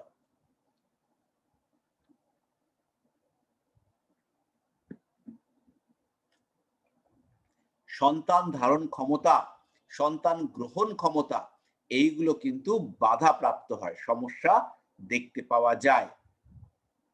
আরেকটুখানি এগিয়ে এলাম, হৃদয় রেখার এই জায়গাটা, এই জায়গাটা যদি একটু শৃঙ্খলিত হয়, এরকম শৃঙ্খল আছে, ব্যাস জাতকের প্রেমে সমস্যা, বিবাহে বাধা, হঠাৎ বিয়ে, বিয়ের পরে অশান্তি, এই অশান্তি চলতে লাগলো, হৃদয় রেখা একটু শৃঙ্খলিত হয়ে গেল। এই হৃদয় রেখা একটু শৃঙ্খলিত হয়ে গেল, কোড়ে আঙ্গুল ছেড়ে অনামিকায় চলে এলো, বুকের মধ্যে ধড়াস ধড়াস করে, কনফিডেন্স লেভেলের অভাব, টেনশন, অ্যাংজাইটি, হার্টের প্রবলেম, এই হৃদয় রেখার একটা কাটাকুটি রেখার নাম হচ্ছে রবি রেখা। এই হচ্ছে আমাদের রবি রেখা। হৃদয় রেখার উপর দিয়ে ছোট ছোট শাখা বুধের দিক থেকে রবি রেখায় গিয়ে গেছে। বুধ মানে হলো ব্যবসা, বুধ মানে বিনিময়, বুধ মানে হিসেব। তাহলে জাতকের হিসেব করে লাভ ক্ষতির হিসেব করতে হবে, এটা হচ্ছে ইন্ডিকেট করে ব্যবসা করবার প্রবণতা। এই দুটো রেখা নেই, এই দিক থেকে একটা রেখা গেছে, শনির দিক থেকে একটা রেখা গিয়ে হৃদয় রেখাকে হৃদয় রেখার ওপর থেকে রবি রেখাকে টাচ করেছে। জাতকের জীবনে আসবে চাকরি করবার প্রবণতা, জাতক জীবনে চাকরি করে দাঁড়াতে চাইবে। স্যার এরকম একটা দুটা গেলে মানে শনি রেখা থেকে যদি দুটো রেখা সমান্তরাল ভাবে যায় তাতেও জাতক চাকরি করবে। এই সঙ্গে সঙ্গে ভাগ্যরেখা দেখুন, এই ভাগ্যরেখা চাকরিতে পরিবর্তন, এই ভাগ্যরেখা চাকরিতে প্রমোশন। বোঝা গেল? এইবার এইটা দুটো রেখা রয়েছে, এটাও রয়েছে এটাও রয়েছে। যে রেখার সংখ্যা বেশি সেইটা পাবে গুরুত্ব। তার সঙ্গে সঙ্গে রবি রেখায় রয়েছে ত্রিশূল বা দ্বিশূল, একাধিক পেশায় যুক্ত হওয়া, ব্যবসা এবং চাকরি দুদিকেই, ব্যবসাও করছে, জ্যোতিষ চর্চাও করছে, চাকরিও করছে, ত্রিশূল।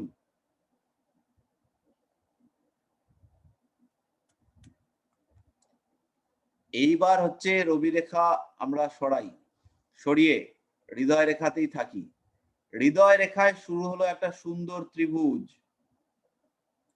জীবনে গোল্ডেন টাইম, জীবনে একদম গোল্ডেন টাইম, দারুণ সময়, একটা বাড়ি হওয়ার সম্ভাবনা। আবার একটা ত্রিভুজ, সুন্দর ত্রিভুজ, পিতৃসূত্রে বা কারুর মাধ্যমে গিফটেড বাড়ি, জমি, পয়সা কড়ি, কোনো গিফট প্রাপ্তি। যে বয়সে ত্রিভুজের মাথা সেই বয়সে। এবার হাতে দেখুন ত্রিভুজ আছে কিন্তু বাড়ি হয়নি, অনেক রকম চিহ্ন দেখুন। বাড়ি হয়তো হবে কিন্তু প্রচুর ঝামেলা, রোজ অশান্তি, আজকে ড্যাম্প, কালকে ফাটল, বাড়ির হালত খারাপ, বাড়ি ধরে রাখাও মুশকিল হতে পারে। বাড়ি ঠাড়ি করলেন কিন্তু ভোগ করতে পারছেন না, বাড়ি বেচে দিতে হলো।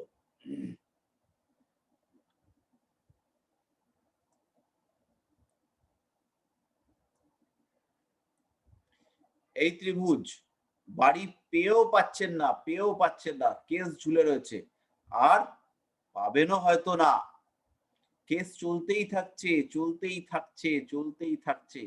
কেস আর শেষ হচ্ছে না, কন্টিনিউ রান করে যাচ্ছে।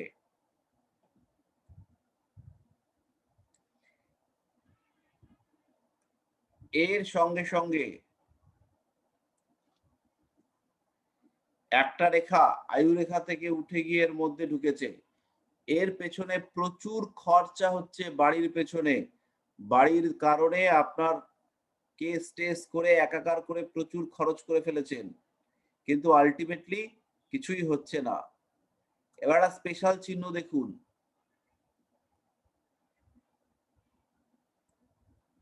লক্ষ্য করুন, ভুল হচ্ছে।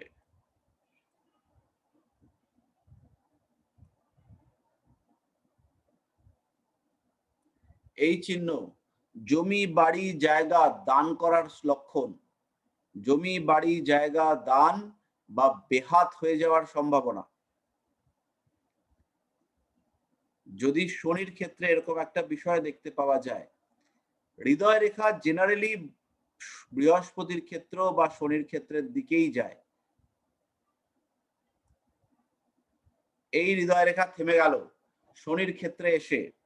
প্রেম হচ্ছে দেহ সর্বস্ব, প্রেমের মধ্যে কোন রকম কোনো আধ্যাত্মবাদ বা রোমান্টিকতা নেই, প্রেম একদম খটখটে। এই রেখা আরেকটু বেরিয়ে গেল, এই মানুষটা কিন্তু একটু স্বার্থপরই বলবো, একটু কাঠখোট্টা। এই বৃহস্পতির দিকে গেল, বেশ রোমান্টিক। এইবার এখানে একটা শাখা, এ তো দারুণ রোমান্টিক, যেমন রোমান্টিক তেমন দায়িত্ব পরায়ণ। একদিকে যেমন হার্ড, একে আমরা বলবো রাফ অ্যান্ড টাফ, একদিকে যেমন রাফ আর একদিকে টাফ, আর তার মধ্যে লুকিয়ে আছে একটা রোমান্টিক সত্তা। তাহলে মানে মন হচ্ছে গিয়ে বৃহস্পতি এবং শনি উভয়ের দিকে। আর বৃহস্পতির দিকে যেহেতু রেখাটা গেছে, এ কিন্তু সামাজিক, এ একক নয়, এর মধ্যে স্বার্থপরতা, আত্মকেন্দ্রিকতা কম। এইবার একটা রেখা নিচের দিকে নামলো, ব্যাস এবার একটা দারুণ কম্বিনেশন তৈরি হয়ে গেল। একদিকে শনি, একদিকে বৃহস্পতি, অন্যদিকে রাহু। তাহলে শনির ত্যাগ, শনির আধ্যাত্মিক চিন্তা, শনির মোক্ষ প্রাপ্তির মোহ, তার সঙ্গে বৃহস্পতির জ্ঞান, সামাজিকতা, বাস্তববাদিতা, তার সঙ্গে রাহুর desire, extremity, ultimate path, ultimate goal, সবকিছু মিলে মিশে একটা চরম লেভেলে পৌঁছতে পারবে এই জাতক। সে যেমন আধ্যাত্মবাদী তেমন সে বাস্তববোধ সম্পন্ন, সে তেমনই মানসিকভাবে ব্যালান্সড, সে তার মধ্যে ভাইব্রেশন রয়েছে, তার মধ্যে ভার্সেটাইলিটি রয়েছে, সে বিভিন্ন দিকে নিজের চিন্তাকে ঘোরাতে পারে। তাহলে আমরা মোটামুটি হৃদয় রেখার কোয়ালিটি গুলো বুঝতে পারলাম। তাহলে হৃদয় রেখায় যদি ত্রিভুজ থাকে সেটাকে আমরা বলবো জীবনের গোল্ডেন টাইম। যদি আয়ু রেখায় ত্রিভুজ থাকে তাকে আমরা বলবো যে এ যে কোনো সমস্যা থেকে কাটিয়ে উঠতে পারবে, জীবনের সমস্যা এলেও এই মানুষ সেই সমস্যা থেকে বেরিয়ে যেতে পারবে। এবার হৃদয় রেখার শাখা, যখনই শাখা এরকম হবে, প্রেমে সমস্যা, বিবাহিত জীবনে সমস্যা এইরকম যদি দেখতে পাওয়া যায় তাহলে ত্রিকোণ প্রেম, প্রেমে ব্যর্থতা, পরকীয়া প্রেমের সম্ভাবনা ইত্যাদি ইত্যাদি দেখতে পাওয়া যাবে। আলটিমেটলি বাধা, জীবনে দাঁড়াতে গিয়েও বড় ধরনের সমস্যা, সেটা কিন্তু দেখতে পাওয়া যাবে। যদি ঊর্ধ্বমুখী শাখা আসে, এই শাখা খুব ভালো চিহ্ন, নিজের চেষ্টায় প্রতিষ্ঠা, নিজের জীবনে উন্নতি, মানুষের নজরে পড়ে যাওয়া, হঠাৎ করে এমন কোনো মানুষের চোখে পড়ে যাওয়া যেখান থেকে ব্যাপক উন্নতির সম্ভাবনা রয়েছে।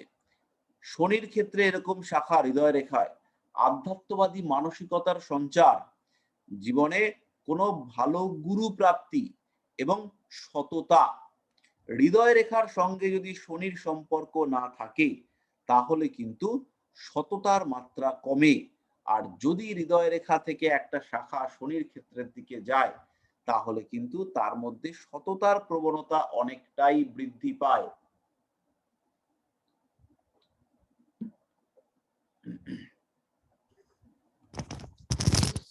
স্যার কোন রেখা যদি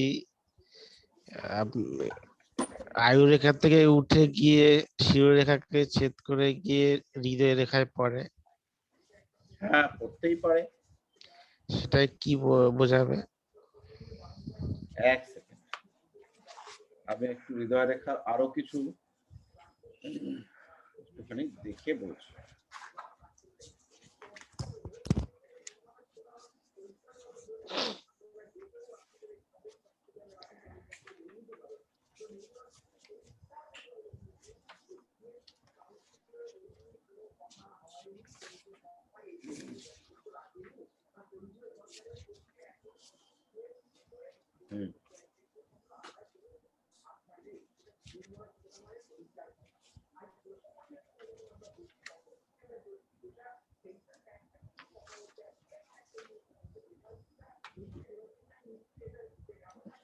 এবার আমি তিনটে রেখাকেই নিয়ে নিই। হ্যাঁ, কি রেখাটা যেন বলছিলেন আরেকবার বলুন। আয়ু রেখার মাঝ বরাবর থেকে কোন রেখায় উঠে শিরোরেখাকে ছেদ করে গিয়ে হৃদয় রেখায় পড়েছে, এরকম? হ্যাঁ। এটা উন্নতি রেখা হিসেবে ট্রিট করতে হবে। এই জাতকের জীবনে ডেভেলপমেন্ট আসবে এই বয়সের পর থেকে। আর যদি এটা শনির ক্ষেত্রে যায় তাহলে আধ্যাত্মবাদী চিন্তার পরিমাণ বাড়বে। আচ্ছা স্যার, হ্যাঁ বলুন। হ্যালো হ্যাঁ স্যার, মার্শাল যে রেখাটা ওটা স্যার যদি মানে কমপ্লিট না হয়, ইনকমপ্লিট হয়, সেক্ষেত্রে দাদা ওটা কিরকম হচ্ছে রেজাল্ট আসতে পারে দাদা? না, এটা তো আপনাকে গ্রামারটা আমি পড়াচ্ছি, আপনি তো প্রত্যেকটা হাতে আলাদা আলাদা রেখা পাবেন। রেখা কমপ্লিট না না, হলে ওই তাহলে রেজাল্ট ইনকমপ্লিট। যে রেখাটা মার্শাল উন্নতি দেবে সেই রেখাটা যদি না থাকে বা ইনকমপ্লিট হয় তাহলে উন্নতিতে বাধা। মার্শালটা না মার্শালটার কথা বলছি। মার্শাল লাইন হ্যাঁ এটা, হ্যাঁ, এটা তো আমরা এরকম পাইনি। এটা যে জায়গাতে থাকবে সেই বয়স অবধি যে কোনো বাধা বিপত্তিকে অ্যাভয়েড করবার চেষ্টা করবে। মার্শাল লাইন থাকলে পরে রাগ জেদ এগুলো একটু বাড়বে, অ্যাডামেন্ট বিহেভিয়ার বাড়বে, পরিশ্রম করবার ক্ষমতা বাড়বে। যদি কেউ আপনাকে জিজ্ঞেস করে যে খেলাধুলায় সাকসেসফুল হব কিনা, তাহলে তার হাতে মার্শাল লাইন থাকাটা একটু জরুরি। মার্শাল লাইন না থাকলে সে কিন্তু আলটিমেটলি স্ট্রেংথ অ্যারেঞ্জ করতে পারবে না। আচ্ছা আচ্ছা ঠিক আছে, এবার হচ্ছে গিয়ে একটা রেখা লক্ষ্য করুন। এই রেখাটা আপনারা ভালো করে দেখুন। এই রেখাটা এখান থেকে শিরোরেখা থেকে উঠে বৃহস্পতি ক্ষেত্রের দিকে গেছে। কালার চেঞ্জ করে দিচ্ছি।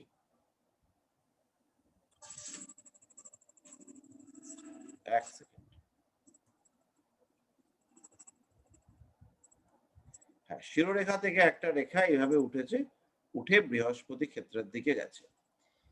এদের উচ্চ হাই লেভেল থট, চিন্তা ভাবনা অনেক হাই স্ট্যান্ডার্ড, বিরাট চিন্তা ভাবনা রয়েছে এদের মধ্যে। টিচিং অ্যাটিটিউড এইটা মারাত্মক লেভেলের রয়েছে।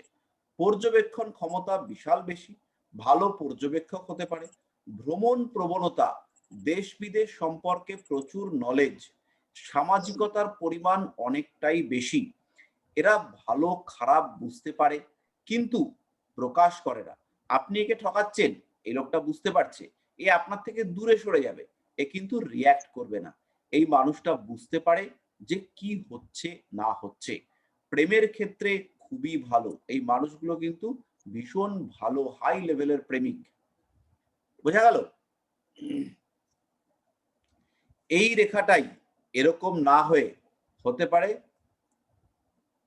এইরকম ভাবে উঠেছে, একই জায়গা থেকে উঠেছে কিন্তু মুভটা হচ্ছে শনি ক্ষেত্রের দিকে। এবার ভালো প্রেমিক হওয়া থেকে হয়ে গেল প্রেমে আঘাত বা কারোর মৃত্যুর কারণে আধ্যাত্মিক পথে গমন। কোনো মানুষ মারা গেছে, কোনো মানুষ কোনো কারণে দুঃখ পেয়েছে, কোনো ঘটনা এর মনে বিরাট প্রভাব বিস্তার করেছে, তার জন্য হচ্ছে আধ্যাত্মিক মার্গে গমন। এই রেখাটা যদি ডিপ হয়ে যায়, একটু গভীর, তাহলে হচ্ছে মাথার যন্ত্রণা, মাথার যন্ত্রণা, সাইনাস, মাইগ্রেন ইত্যাদির সমস্যা। কেন?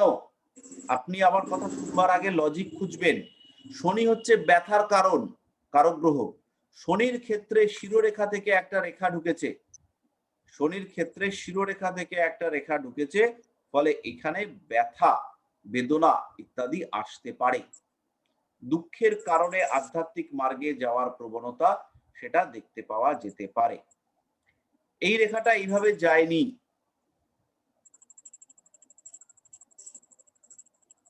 এই রেখা এই দিক থেকে এসেছে।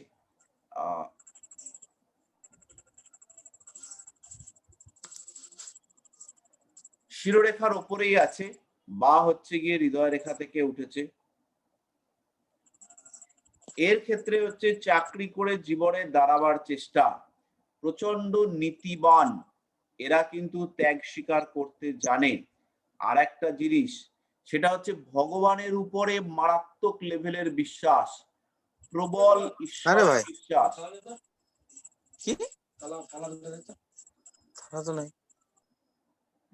ঈশ্বরের প্রতি এদের ভীষণ আস্থা, এরা ন্যায়নিষ্ঠ, এরা প্রতিবাদ করবার ক্ষমতার অভাব রয়েছে। এরা কিন্তু ডিপেন্ড করবে আইনের ওপরে, আইন বাদ দিয়ে এরা কাজকর্ম করতে চাইবে না। এই রেখাটাই উল্টো ভাবে রয়েছে,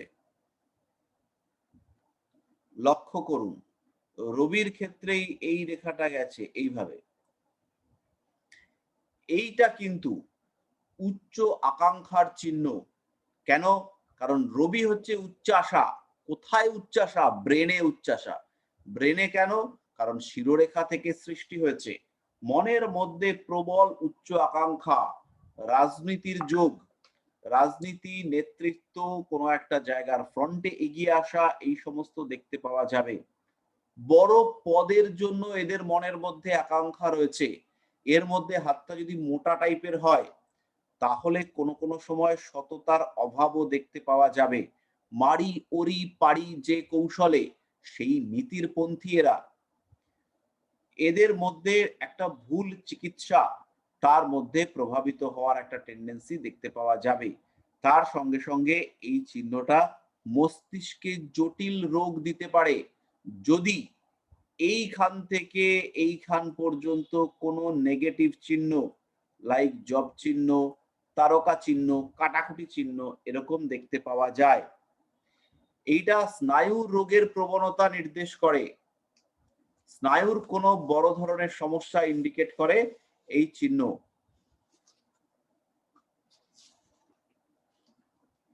যদি বুধের ক্ষেত্রে কোন রকম শুভ চিহ্ন থাকে, রেয়ার, যেমন তিল চিহ্ন, যেমন হচ্ছে ত্রিশূল চিহ্ন,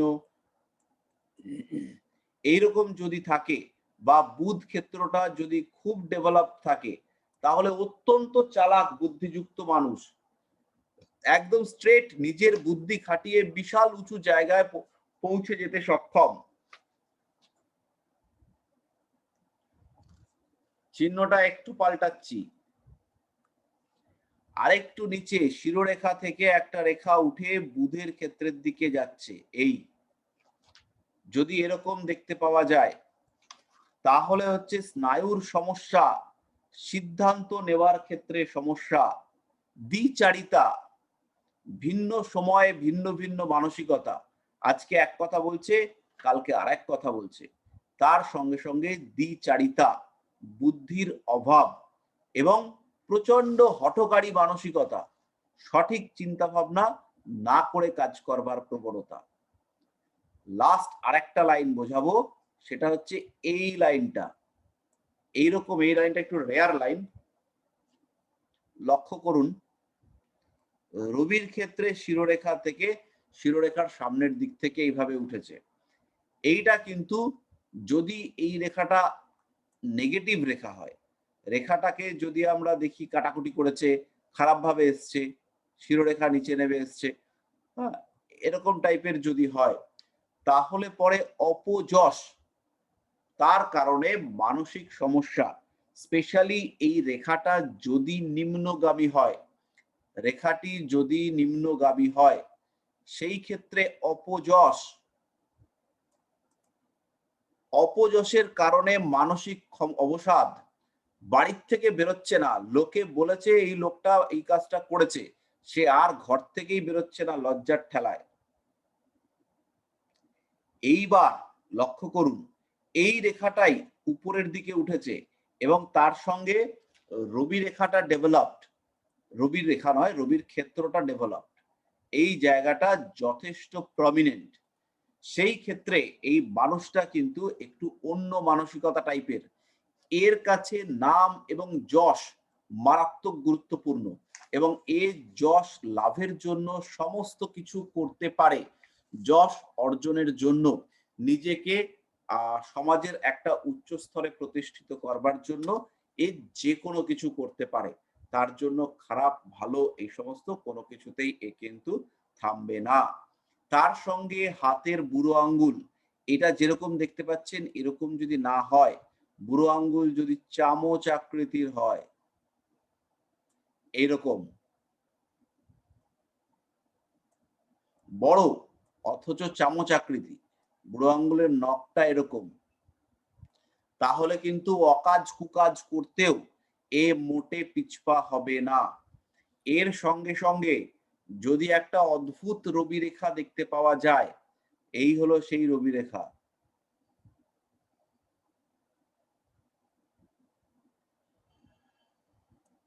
এরকম শৃঙ্খলিত যদি রবি রেখা দেখতে পাওয়া যায়, তাহলে এই জাতকের শেষ জীবনে বা জীবনের কোনো একটা অংশে ভয়ঙ্কর বদনাম, ভয়ঙ্কর লেভেলের অপযশ হওয়ার সম্ভাবনা থাকবে।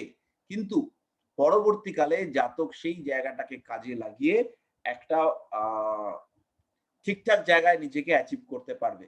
যেমন ওই কান কাটা কার্তিক না হাত কাটা কার্তিক, আমরা ভূতের ভবিষ্যৎ সিনেমাতে দেখেছি যে ওই হাত উড়ে গেছে, কিন্তু তারপরে হচ্ছে গিয়ে অপযশ হয়েছে, তারপরে সে সেই নামেই খ্যাত হয়েছে। তো এইরকম ঘটনা দেখতে পাওয়া যাবে। তাহলে মোটামুটি আমরা 3টে রেখা সম্পর্কে আজকে জানলাম। তো এইবার আপনাদের যেটা কাজ, সেটা হচ্ছে গিয়ে এই ভিডিওটাকে খুব ভালো করে দেখতে হবে এবং তার সঙ্গে সঙ্গে পারলে কিছু নোটস তৈরি করতে হবে এই ভিডিওটাকে দেখেই। সেই ক্ষেত্রে আপনারা কিন্তু ব্যাপারটাকে ভালো রিয়ালাইজ করতে পারবেন। দ্বিতীয় কাজ যেটা করতে হবে সেটা হচ্ছে এই ব্যাপারটাকে দেখবার পরে আপনাদেরকে লজিক্যালি চিন্তা করতে হবে। আমি বললাম মুখস্থ করতে হবে, একদম নয়, লজিক্যালি খুঁজতে হবে, তাহলে আপনার ব্রেনের যে লজিক্যাল পার্ট সেটা অ্যাক্টিভেটেড হবে। আপনি অন্যান্য রেখার পেছনে যে লজিক সেগুলো খুঁজে বার করতে পারবেন।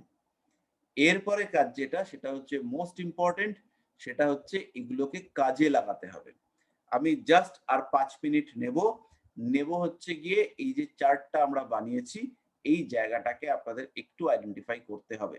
তাহলে এই ক্ষেত্রটা হচ্ছে গিয়ে বৃহস্পতি ক্ষেত্র, যেটা আমাদের নলেজ, স্মৃতিশক্তি, হজম শক্তি, বংশানুক্রম, সামাজিক মর্যাদা এগুলোকে দেবে।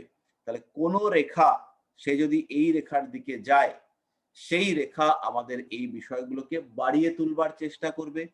যদি কোনো রেখা এখান থেকে নিচে নাবে, তাহলে সেই রেখা এর ক্ষতি করবার চেষ্টা করবে।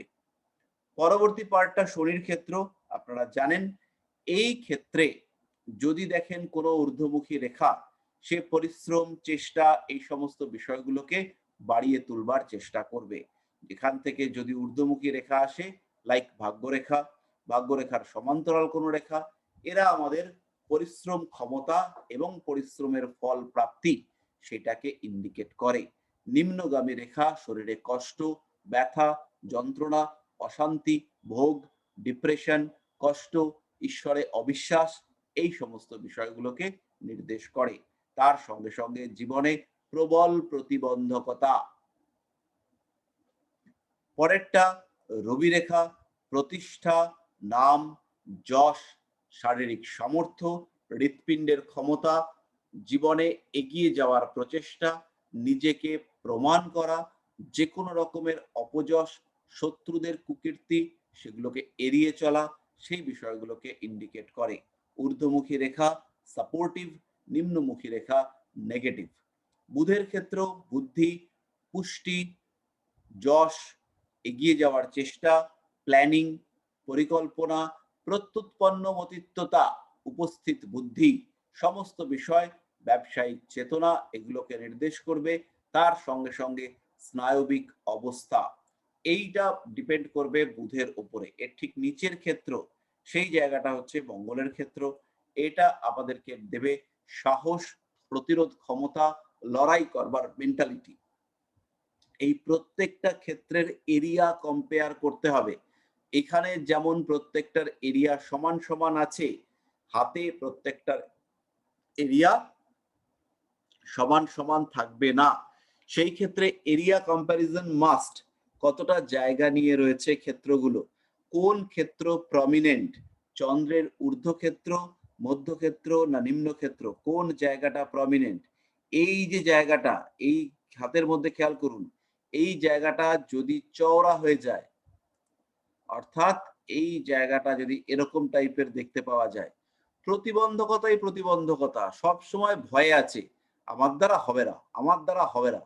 বুড়ো আঙ্গুলটার এখানটা এরকম টাইপের হয়ে গেছে, বা এই জায়গাটা, এই জায়গাটা, এই ফোল্ডটা, এটা হচ্ছে কি এরকম টাইপের, বেশ কিছু হাতে দেখতে পাবেন। নিজের উপরে কনফিডেন্স একদম নেই এবং ভুল পথে জীবনে এগিয়ে যাওয়ার প্রবণতা, নেশা করতে পারে, জুয়া খেলতে পারে, শেয়ার মার্কেটে প্রচুর টাকা নষ্ট করতে পারে, বিরাট বড় বংশে জন্ম হলেও আলটিমেটলি জীবনে ধাক্কা খাবে, প্রবলেমের মধ্যে পড়বে। জীবনের স্টেবিলিটি নির্দেশ করে এই জায়গাটা। এই জায়গাটা যত স্ট্রং, যত ভরাট, যত পরিপূর্ণ, এই মানুষটা কিন্তু জীবনে ততটাই স্টেবল। ঝড় ঝাপটা, জল বৃষ্টি যতই আসুক না কেন, আলটিমেটলি এ নিজেকে সঠিক জায়গায় দাঁড় করিয়ে রাখতে সমর্থ হবে। এই জায়গাটা চন্দ্রের ক্ষেত্রটাকে আমরা বলবো লাইন অফ কন্ট্রোল বা এরিয়া অফ কন্ট্রোল, আর শুক্রের ক্ষেত্রটাকে আমরা বলবো এরিয়া অফ ডিজায়ার। তাহলে এর মাঝখানে রয়েছে এরিয়া অফ ব্যালেন্স। এই জায়গাটার উপরে বেস করেই আমাদের জীবনে এগিয়ে যেতে হবে। আমাদেরকে প্রেডিকশনের ক্ষেত্রে এই এরিয়াগুলো কতটা রয়েছে সেটা ভাবতে হবে, ভেবে প্রেডিকশন করতে হবে, রেখাগুলোকে সংযোজক হিসেবে কাজে লাগাতে হবে। তাহলে মোটামুটি আমরা আজকের ক্লাস আজকে শেষ করতে পারলাম, যতটা পড়াবার কথা ছিল। আমি আর কি যতটা পড়াবো ভেবেছিলাম ততটা পড়াতে পারলাম। এবার আপনাদের ছোটখাটো প্রশ্ন থাকলে একটু বলুন। স্যার, হ্যাঁ বলুন বলুন। হ্যাঁ, বলছি কারো যদি হৃদয় রেখা আর শিরোরেখা হ্যাঁ, একই হয়ে যায়, মানে শিরোরেখাও আর হৃদয় রেখা, তাহলে তো বুঝবো কোনটা যে হৃদয় রেখা কোনটা শিরোরেখা না কোনটা? না, ওইটাকে তো হচ্ছে গিয়ে শিরোরেখা হৃদয় রেখা বলে না, ওটাকে ওই সিমিয়ান লাইন, সিমেন্স লাইন এই সমস্ত একটা নাম দিয়ে বলা হয়। ওইটাকে না তো হৃদয় রেখা হিসেবে ট্রিট করব, না তো ওটাকে ব্রেন লাইন হিসেবে ট্রিট করব। মানে ওইটাকে একটা মাঝারি রেখা হিসেবে ধরবো, যেটা শিরোরেখা হিসেবেও কাজ করবে, ব্রেন লাইন হিসেবেও হৃদয় রেখা হিসেবেও কাজ করবে, কিন্তু তার নাম আলাদা।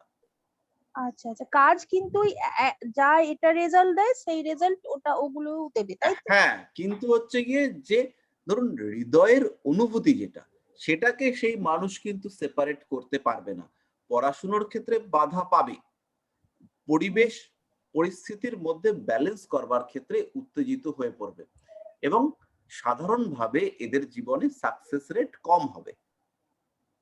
ও, আবার হৃদয় রেখাটা দেখা যাচ্ছে ধরুন ওই তো শিরোরেখা আর হৃদয় রেখা তো একই স্ট্রেট লাগছে, আবার হৃদয় রেখাটা যখন রবির ক্ষেত্রে শনির ক্ষেত্র থেকে জাস্ট একটুখানি হয়তো একটু গাঢ় মতনের চন্দ্রাকৃতির মতো হয়ে আছে, ওটা কি হৃদয় তাহলে রেখা? ওই এজের পরে, ওই বয়সের পরে, হৃদয় রেখার ওই বয়সটা পার হওয়ার পরে, তখন হচ্ছে গিয়ে মানে কিছুটা আধ্যাত্মবাদী উন্নয়ন ঘটতে দেখতে পাওয়া যাবে।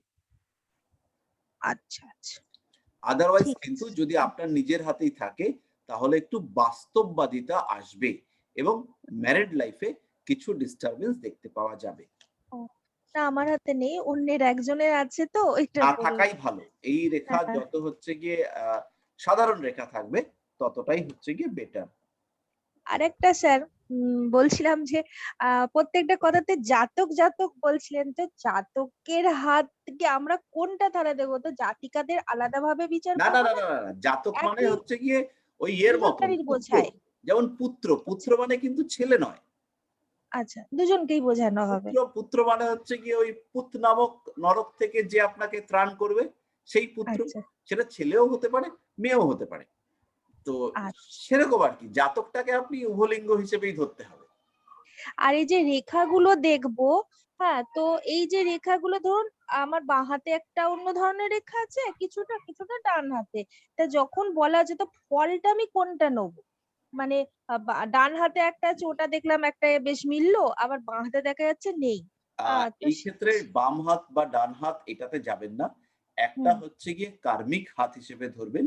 আর একটাকে হচ্ছে গিয়ে ওই আধ্যাত্মবাদী হাত বা ভাগ্য প্রদত্ত হাত হিসেবে ট্রিট করবেন। বাস্তবে যেটা করবেন প্র্যাকটিসের সময়, দুটো রেখার মধ্যে যেটা ডিপ, সেইটাকে ভ্যালু দিন। তাতে হচ্ছে গিয়ে আপনি বেটার রেজাল্ট পাবেন। আচ্ছা, ওটাই না, নাহলে বুঝতে না পারলে বোঝাবো কি করে, নিজে বুঝবো কি করে, সেটাই। বুঝতে পারবেন। এটা আচ্ছা, কয়েকটা হাত দেখলেই বুঝতে পারবেন। আর মোটামুটি হাতের ট্রেন্ড বা হাতের রেখার ঢাল একই রকমই থাকে, খুব আলাদা থাকে না। হুম, আচ্ছা স্যার, ঠিক আছে। স্যার, হুম, হ্যাঁ, কারো হার্ট লাইন যদি স্যার মাঝখানে ব্রেক হয়ে যায় তাহলে এটা কি ডিনোট করে স্যার? হার্ট লাইন যদি মাঝখানে ব্রেক হয়ে যায় আর সেখানে যদি গর্ত থাকে, তাহলে ওটা হার্টের প্রবলেম ইন্ডিকেট করে। যদি কোনো সরু রেখা দিয়ে জোড়া থাকে, তাহলে সাংসারিক জীবনে বা পরিবেশগত দিক থেকে কোনো সমস্যা দেয়। কোনো কোনো সময় ওটা বাড়ি চেঞ্জ হওয়ার টেন্ডেন্সি, সেটাকেও ইন্ডিকেট করে। তবে হার্ট লাইন ব্রেক কখনোই শুভ রেখা নয়। Thank you sir. আচ্ছা, স্যার বলছি যে শিরোরেখার ওপরের দিকে যদি কোনো ক্রস চিহ্ন থাকে বা ত্রিভুজ চিহ্ন থাকে তাহলে কি হবে? ক্রস চিহ্ন আলাদা, ত্রিভুজ চিহ্ন আলাদা। ক্রস চিহ্ন যদি থাকে, সেই ক্ষেত্রে ত্রিভুজও ফরমেশন হবে, ক্রসও ফর্ম হবে। ওটাকে মিস্টিক ক্রস হিসেবে বলা হয়।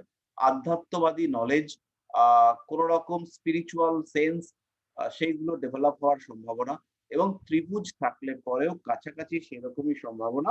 তবে ত্রিভুজ থাকলে পরে কিছু ফাইন্যান্সিয়াল গেইন হওয়ার সম্ভাবনা থাকবে, কিন্তু ক্রস চিহ্ন হলে পরে ওটা আধ্যাত্মবাদী দিকে, আধ্যাত্মিক মার্গে উন্নতি বোঝাবে। স্যার স্যার, আর একটা প্রশ্ন। একজন হ্যাঁ, এত করলে কি করে হবে? হ্যাঁ বলুন। হ্যাঁ, বলছি যদি কোনো শিরোরেখা থেকে শিরোরেখাটা চন্দ্রের রেখা মানে চন্দ্রস্থানের দিকে ঝুঁকছে, তো সেখান থেকে আবার যেমন আয়ুরেখার পাশে আরেকটা রেখা আসছে, হ্যাঁ সেটা সোজা ভাগ্যরেখা হিসেবে ওটা কোন রেখা হিসেবে ধরবো, আর সেইটা এইটা আবার হচ্ছে গিয়ে শিরোরেখার সাথে একটা যুক্ত কাগজে করছে। ছবি আঁকবেন, একে হচ্ছে গিয়ে গ্রুপে দিয়ে দেবেন, দিয়ে কোশ্চেনটা করবেন, তাহলে বুঝতে পারবেন, না হলে তো বোঝা মুশকিল। আচ্ছা হ্যাঁ হ্যাঁ, আচ্ছা বিশ্বজিৎ বাবু ঠিক বলুন। আছে। হ্যাঁ, বলছি স্যার, অনেক সময় দেখা যায় যে শিরোরেখা এবং আয়ুরেখা একভাবে উঠে এসে দুজন সেপারেট হয়ে গেছে, ওই জায়গাটা কি করে মেনশন করব? না, শিরোরেখা আয়ুরেখা বেশিরভাগ ক্ষেত্রেই এক জায়গায় বেরোয়। তাহলে আমি ওটা বললাম যে একসঙ্গে থাকলে পরে ডিপেন্ডেন্সি বাড়বে, বাবা মার উপরে ডিপেন্ডেন্ট বাড়বে, যখন আলাদা হবে তখন আস্তে আস্তে ইন্ডিপেন্ডেন্ট হতে শুরু করবে। মানে এক স্যার জায়গা হাতে থেকেই উঠে এসছে আর কি। হ্যাঁ, শিরোরেখা আয়ুরেখা এক জায়গা থেকেই ওঠে। শিরোরেখা, আচ্ছা। হ্যাঁ আমার ক্ষেত্রেও এক জায়গা থেকেই উঠেছে, অনেকের ক্ষেত্রেই এক জায়গা থেকে উঠবে। তো হ্যাঁ, যতদিন এক জায়গায় থাকবে যে বয়স পর্যন্ত, তত বয়স হ্যাঁ। পর্যন্ত জাতকের কনফিডেন্সের অভাব থাকবে, জাতক ততদিন ইন্ডিপেন্ডেন্ট হতে পারবে না। যেই মাত্র আলাদা হয়ে গেল, আচ্ছা। তখন ইন্ডিপেন্ডেন্ট ফিলিংস তৈরি হতে লাগলো। স্যার আচ্ছা। হাতের মধ্যে রবি রেখার মধ্যে রবি স্থানটার মধ্যে যদি ইংলিশের এ অক্ষরের একটা মানে প্যাটার্ন তৈরি হয়, ওটাকে কি বলে? তাহলে ওটা একদম ১ নম্বর A1 হাত। এটা হচ্ছে কি ওইভাবে বলা যাবে না। এ রেখাটা কার কার সাথে কানেক্টেড হয়েছে। এ মানে হচ্ছে কি ওখানে এটলিস্ট ৩টে বা ৪টে লাইন তৈরি হয়েছে। তাহলে ওই লাইনগুলো কোথায় হ্যাঁ, কোথায় কানেক্টেড হয়েছে সেইটা আল্টিমেটলি রিয়ালাইজ করতে হবে এবং সেখান থেকে ফলাদেশ করা যাবে। ওটা তো স্যার যেটা দেখা যাচ্ছে আপনার ওই হৃদয় রেখার উপরেই আরকি ওটা তৈরি হয়েছে। মানে উপরে একটু অল্প, অল্প টাচ করেছে লাইন উপর থেকে এসে। না, ওইটা হচ্ছে কি হাতটা না দেখে পড়ে ওটা বোঝাটা মুশকিল। বুঝতে পারলে তো? আচ্ছা। স্যার আমি লাস্টে আপনাকে সবার কোয়েশ্চেন হয়ে যাওয়ার পরে একটা ৩ টা কোয়েশ্চেন আছে আনকমন, স্যার একটু প্লিজ উত্তরটা দিন। না, আমি এবার কোশ্চেন গুলো হচ্ছে কি লিখে গ্রুপে দিয়ে দাও, আমি গ্রুপে করে দেবো। আজকে হচ্ছে কি আমার গলা ব্যথা হয়ে গেছে। স্যার একটা তাহলে প্রশ্ন স্যার আছে, বলুন। হ্যাঁ, রাজকুমার খান বলুন। হ্যাঁ স্যার, বলছি বুধের ক্ষেত্রের কাছে হৃদয় রেখার কাছে যদি কোনো তিল থাকে তাহলে কি হয়? বুধের ক্ষেত্রে হৃদয় রেখার কাছে তিল থাকলে পরে সেটা হচ্ছে ছোটবেলায় কোনো প্রেমে আঘাত প্রাপ্তি বোঝায়, ১ নম্বর। এডুকেশনে ডিস্টারবেন্স আসতে পারে, আর ওই ছোটবেলায় তর্কা টাইপের রোগে আক্রান্ত থাকবার সমস্যা ইন্ডিকেট করে। বাচ্চা হওয়ার ক্ষেত্রে সমস্যা, বিবাহিত জীবনে ছোটখাটো সমস্যা, এই ব্যাপারটা ইন্ডিকেট করবে। আচ্ছা স্যার। ঠিক আছে, বাকি কোশ্চেন গুলো গ্রুপে একটু লিখে দিন, আর স্যার আমি চেষ্টা করব বলছি এগুলোর উত্তর দেওয়ার। স্যার একটাই কোয়েশ্চেন। স্যার হ্যাঁ, একটা কনফিউশন আছে যে মানে এটা স্যার এইখানের থেকে একটু বাইরে আলাদা। কোয়েশ্চেনটা হলো যে আমার মানে ওই মুক্তো আর হলো হীরা, এই হ্যাঁ, দুটোর হ্যাঁ, মুক্তো বা হীরা এই হ্যাঁ, দুটোর তো বিভিন্ন আমাদের ওয়েস্ট বেঙ্গল আর নর্থ বেঙ্গলে আলাদা, আলাদা আঙ্গুল ব্যবহার করা হয়। তো এটা থ্রিডিতে কোনটা আসবো কোন আমরা। আঙ্গুলের এখনো জন্য আমরা আরকি সেই পর্যায়ে যাইনি। আর আরেকটা জিনিস হচ্ছে কি আমি বলবো যে আপনারা কিন্তু অ্যাসাইনমেন্টটা করে রেডি করবেন। কারণ অ্যাসাইনমেন্ট কোনো কারণে যদি লেট হয়, সেটা ওদের সঙ্গে যোগাযোগ করে, প্রান্তিক কোঅর্ডিনেটর রয়েছে ওর সঙ্গে যোগাযোগ করে ওটা স্যার আমি ওটা পাঠাবেন। লিখে দিয়ে দিব আমি। জমা হ্যাঁ, দিয়ে দিব। অবশ্যই পাঠাবেন। আদারওয়াইজ কিন্তু আমরা ধরবো যে আপনাদের পড়াশুনো হয়নি, আপনারা পিছিয়ে আছেন। রেমেডি পর্যায়ে অনেক পরে কোন আঙ্গুলে দেব, কোথায় দেব সেই ব্যাপারগুলো নিয়ে আমরা ডিসকাস করব। আপাতত ওইগুলো আমাদের আর ভাববার স্যার দরকার। একটা জাস্ট এই যে হীরা আর মোজোনাইট এই ২ টা স্টোন কি একই হ্যাঁ, রকমের না ২ টা কি আলাদা? মোজোনাইট যে স্টোন হয় হীরা আর মোজোনাইট মোজোনাইট। বলে কোনো স্টোন নেই, মেসোনাইট আছে। হীরার মেসোনাইট হ্যাঁ মতোই স্যার। দেখতে, কিন্তু ওটার কোনো কাজে কার্যকারিতা নেই, ওটা আর্টিফিশিয়াল স্টোন। ও আচ্ছা, আচ্ছা। ঠিক আছে। হুম, ঠিক আছে, শ্যামাপদদা চলে এসছেন। শ্যামাপদদা কিছু বলুন, ক্লাসের শেষে আমার গলা ব্যথা হয়ে গেছে। স্যার একটা হ্যাঁ কোশ্চেন ছিল। হ্যাঁ, বল, কেউ প্রশ্ন করছে, প্রশ্নটা নিয়ে নাও, তারপর দেখো, তারপর আমি বলছি। বলছি স্যার, হাতটা অনেক সময় দূর থেকে দেখলে একটা এম চিহ্নের মতো দেখায়, ওইটাকে স্যার কি বলা হয়? ওইটাকে ওই অনেক কিছুই বলে যে এম রয়েছে জীবনে, অনেক কিছু হবে, বেসিক্যালি কিচ্ছু হয় না। এম এর রেখাগুলো আচ্ছা। কোথা থেকে এসছে, কিভাবে তৈরি হয়েছে, এম আপনি মোটামুটি সব হাতে দেখতে পাবেন। শিরোরেখা, আয়ুরেখা, ভাগ্যরেখা, আর হৃদয় রেখা, এই 4টে মিলে তৈরি হ্যাঁ, হয়। বেসিক্যালি ওই হ্যাঁ স্যার। সমস্ত ওগুলো হচ্ছে গিয়ে কিছু সস্তা পাশ্চাত্য দেশীয় বইতে আপনি পাবেন। হাতে এম থাকলে পরে আপনার মহা উন্নতি হবে। বেসিক্যালি ওরকম হ্যাঁ, কিছু সেই হবে না। হাতের কোয়ালিটি দেখবেন, হাতের রেখার শেপ দেখবেন, যা আমি এতক্ষণ শেখালাম সেগুলো রিয়ালাইজ করবেন, করে প্রেডিক্ট করবেন। ওই এম মিস্টিক ক্রস, হাতে একটা মিস্টিক ক্রস আছে বলে আপনার বিশাল কিছু হয়ে যাবে, ওই সমস্ততে হচ্ছে গিয়ে ভাববেন না। ঠিক আছে? ঠিক আছে স্যার। হ্যাঁ হ্যালো। হ্যাঁ হ্যালো। দাদা বলুন। আমি দুই একটা ইনফরমেশন একটু শেয়ার করতে চাইছি। সেটা হচ্ছে ফার্স্টলি যে এই মাসে আমরা বাস্তু ক্লাস শুরু করব, অর্থাৎ probably end of this month, এই মাসের শেষের ক্লাসটা হয়তো বাস্তু ক্লাস হবে। তো আমাদের অ্যাস্ট্রো এবং পামিস্ট্রি ক্লাস চলছে, সাথে বাস্তু ক্লাসটা অ্যাড হবে, কারণ আমাদের এখানে 3টে পার্ট আছে, সেক্ষেত্রে বাস্তু ক্লাসটা অ্যাড করব। সেকেন্ড ইনফরমেশন হচ্ছে যে এই মাসে, এই জুলাই মাসে আমরা একটা ফ্রি সেমিনার করতে যাব। সেমিনারে বলবো না, একটা প্রোগ্রাম করতে চলেছি, যে প্রোগ্রামটা বেসিক্যালি যারা প্র্যাকটিসিং অ্যাস্ট্রোলজার আছেন তাদের জন্য তো এখনই কাজে লাগবে, আর যারা মানে পরে অ্যাস্ট্রোলজার হবেন, যারা প্র্যাকটিস করবেন, তাদের জন্য পরে কাজে লাগবে। সেটা হচ্ছে আমরা ডিজিটালাইজেশনের উপর একটা প্রোগ্রাম করব, ফ্রি অ্যাস্ট্রোলজিক্যাল সেমিনার, সেটা করব এবং আপনাদেরকে প্রত্যেককে গ্রুপে আমরা ডেটটা জানিয়ে দেব। এটা মেন উদ্দেশ্য হচ্ছে অ্যাস্ট্রোলজিক্যাল। আমার কথা শোনা যাচ্ছে? হ্যালো হ্যাঁ হ্যালো। শোনা স্যার যাচ্ছে। শোনা যাচ্ছে, শোনা যাচ্ছে। হ্যাঁ হ্যাঁ, শোনা যাচ্ছে। সুতরাং অ্যাস্ট্রোলজিক্যাল যে আমাদের কাজকর্মগুলো, এগুলো কিভাবে আমরা ডিজিটাল প্ল্যাটফর্মটাকে ইউজ করতে পারবো এবং কত ভালোভাবে ইউজ করে সেটার থেকে আমাদের গ্রোথ করতে পারবো, এটা হচ্ছে একটা তার পার্ট। কারণ 2018 সালে আমরা এর একটা প্রোগ্রাম করেছিলাম দমদমে, সেটার থেকে যারা সেই সময় আমাদের সাথে যোগ দিয়েছিলেন তারা আজকে একটা ভালো জায়গায় বিলং করছেন। যেহেতু আমরা 2 বছর ধরে একটা করোনা পিরিয়ডে, একটা প্যান্ডেমিক পিরিয়ডে রয়েছি এবং আমাদের বাড়ি থেকেই সমস্ত কাজকর্ম করতে হচ্ছে, তো সেই জায়গা থেকে অনেকেই এটার থেকে হেল্প পেয়েছেন এবং আমরা চাইছি যে আমাদের যারা আরো মানে কো লার্নার আছেন বা যারা রাজকুমারের মতো যারা আমাদের ঋষিবাণীর সদস্য আছেন, লাইফ টাইম মেম্বার, তারা যেন প্রত্যেকেই এই সুযোগটা পান। সেই জন্য আমরা একটা ছোট্ট প্রোগ্রাম একদিন এই জুলাই মাসেই রাখবো, এখনো ডেটটা ফিক্স করতে পারিনি, এটা করে আপনাদেরকে জানিয়ে দেবো। থার্ড একটা কথা বলার ছিল, শান্তনু একটু আগেই বলছিল, আমার কাছে যা মানে অ্যাসেসমেন্ট পেপারগুলো এসেছে, অ্যাসেসমেন্ট পেপারগুলো আমার কাছে পাঠিয়েছে নায়না। তো এটাতে আমি যেটা দেখতে পেলাম, তাতে আপনাদের যা স্ট্রেংথ, অর্থাৎ ক্লাসে যতগুলো স্টুডেন্ট কো-লার্নার আছেন আমাদের সাথে, সবগুলো আমরা পাইনি। তো একটা ডিউ ডেট দেওয়া হয়েছিল, জানি না কেন আপনারা দিতে পারেননি, maybe due to some reason, কিন্তু দিয়ে দেওয়াটা ভালো ছিল।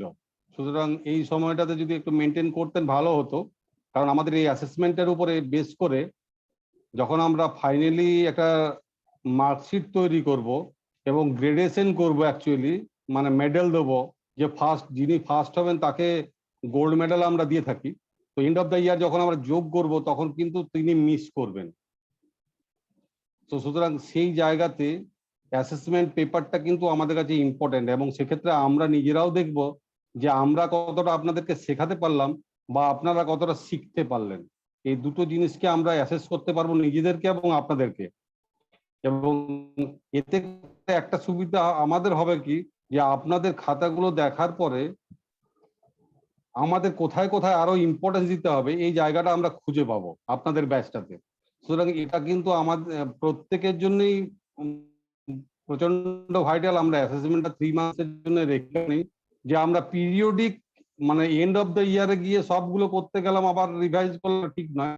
3 মান্থসের পরেই আমরা একটা অ্যাসেস করে আমরা যদি যতটা পারবো রিকভার করে দেবো। সুতরাং সেই জায়গা থেকে আর একটা আমার কাছে, আমি কিছু কিছু অ্যাসেসমেন্ট পেপার পড়ছিলাম, সবগুলো হয়তো পড়তে পারিনি বা একটা পেপারের সবটা পার্ট পড়তে পারিনি। তো কিছু কিছু পেপার পড়ে আমার মনে হলো মানে কোথাও গিয়ে ঠিক হোপফুল মনে হলো না। তো যাই হোক, এগুলো নিয়ে আপনাদের ম্যাডাম আলোচনা করবেন আপনাদের ক্লাসে, যে অ্যাসেসমেন্ট শিটটা নিয়ে, আমি অ্যাসেসমেন্ট পেপারটা নিয়ে কার কি প্রবলেম আছে এই জায়গাটাতে আমি যাচ্ছি না। আমি কিছু কিছু পড়েছি, আমি পুরোটাকে নোট ডাউন করতে পারিনি বা পুরোটা পড়ার সময় পাইনি, কিন্তু আমি পড়ে নেব। সাথে সাথে এই বিষয়টা নিয়ে আমি আলোচনায় যাব না, যাবেন কিন্তু আপনাদের ম্যাডাম। সুতরাং যারা এখনো দেননি, আমি বলবো তারা দিয়ে দিন। যেমন শান্তনু একটু আগেই বলল যে আপনারা পাঠিয়ে দিন, তো আপনারা পাঠিয়ে দিন। এতে করে কিন্তু বোথ সাইডের সুবিধা, আপনাদেরও সুবিধা, আমাদেরও সুবিধা।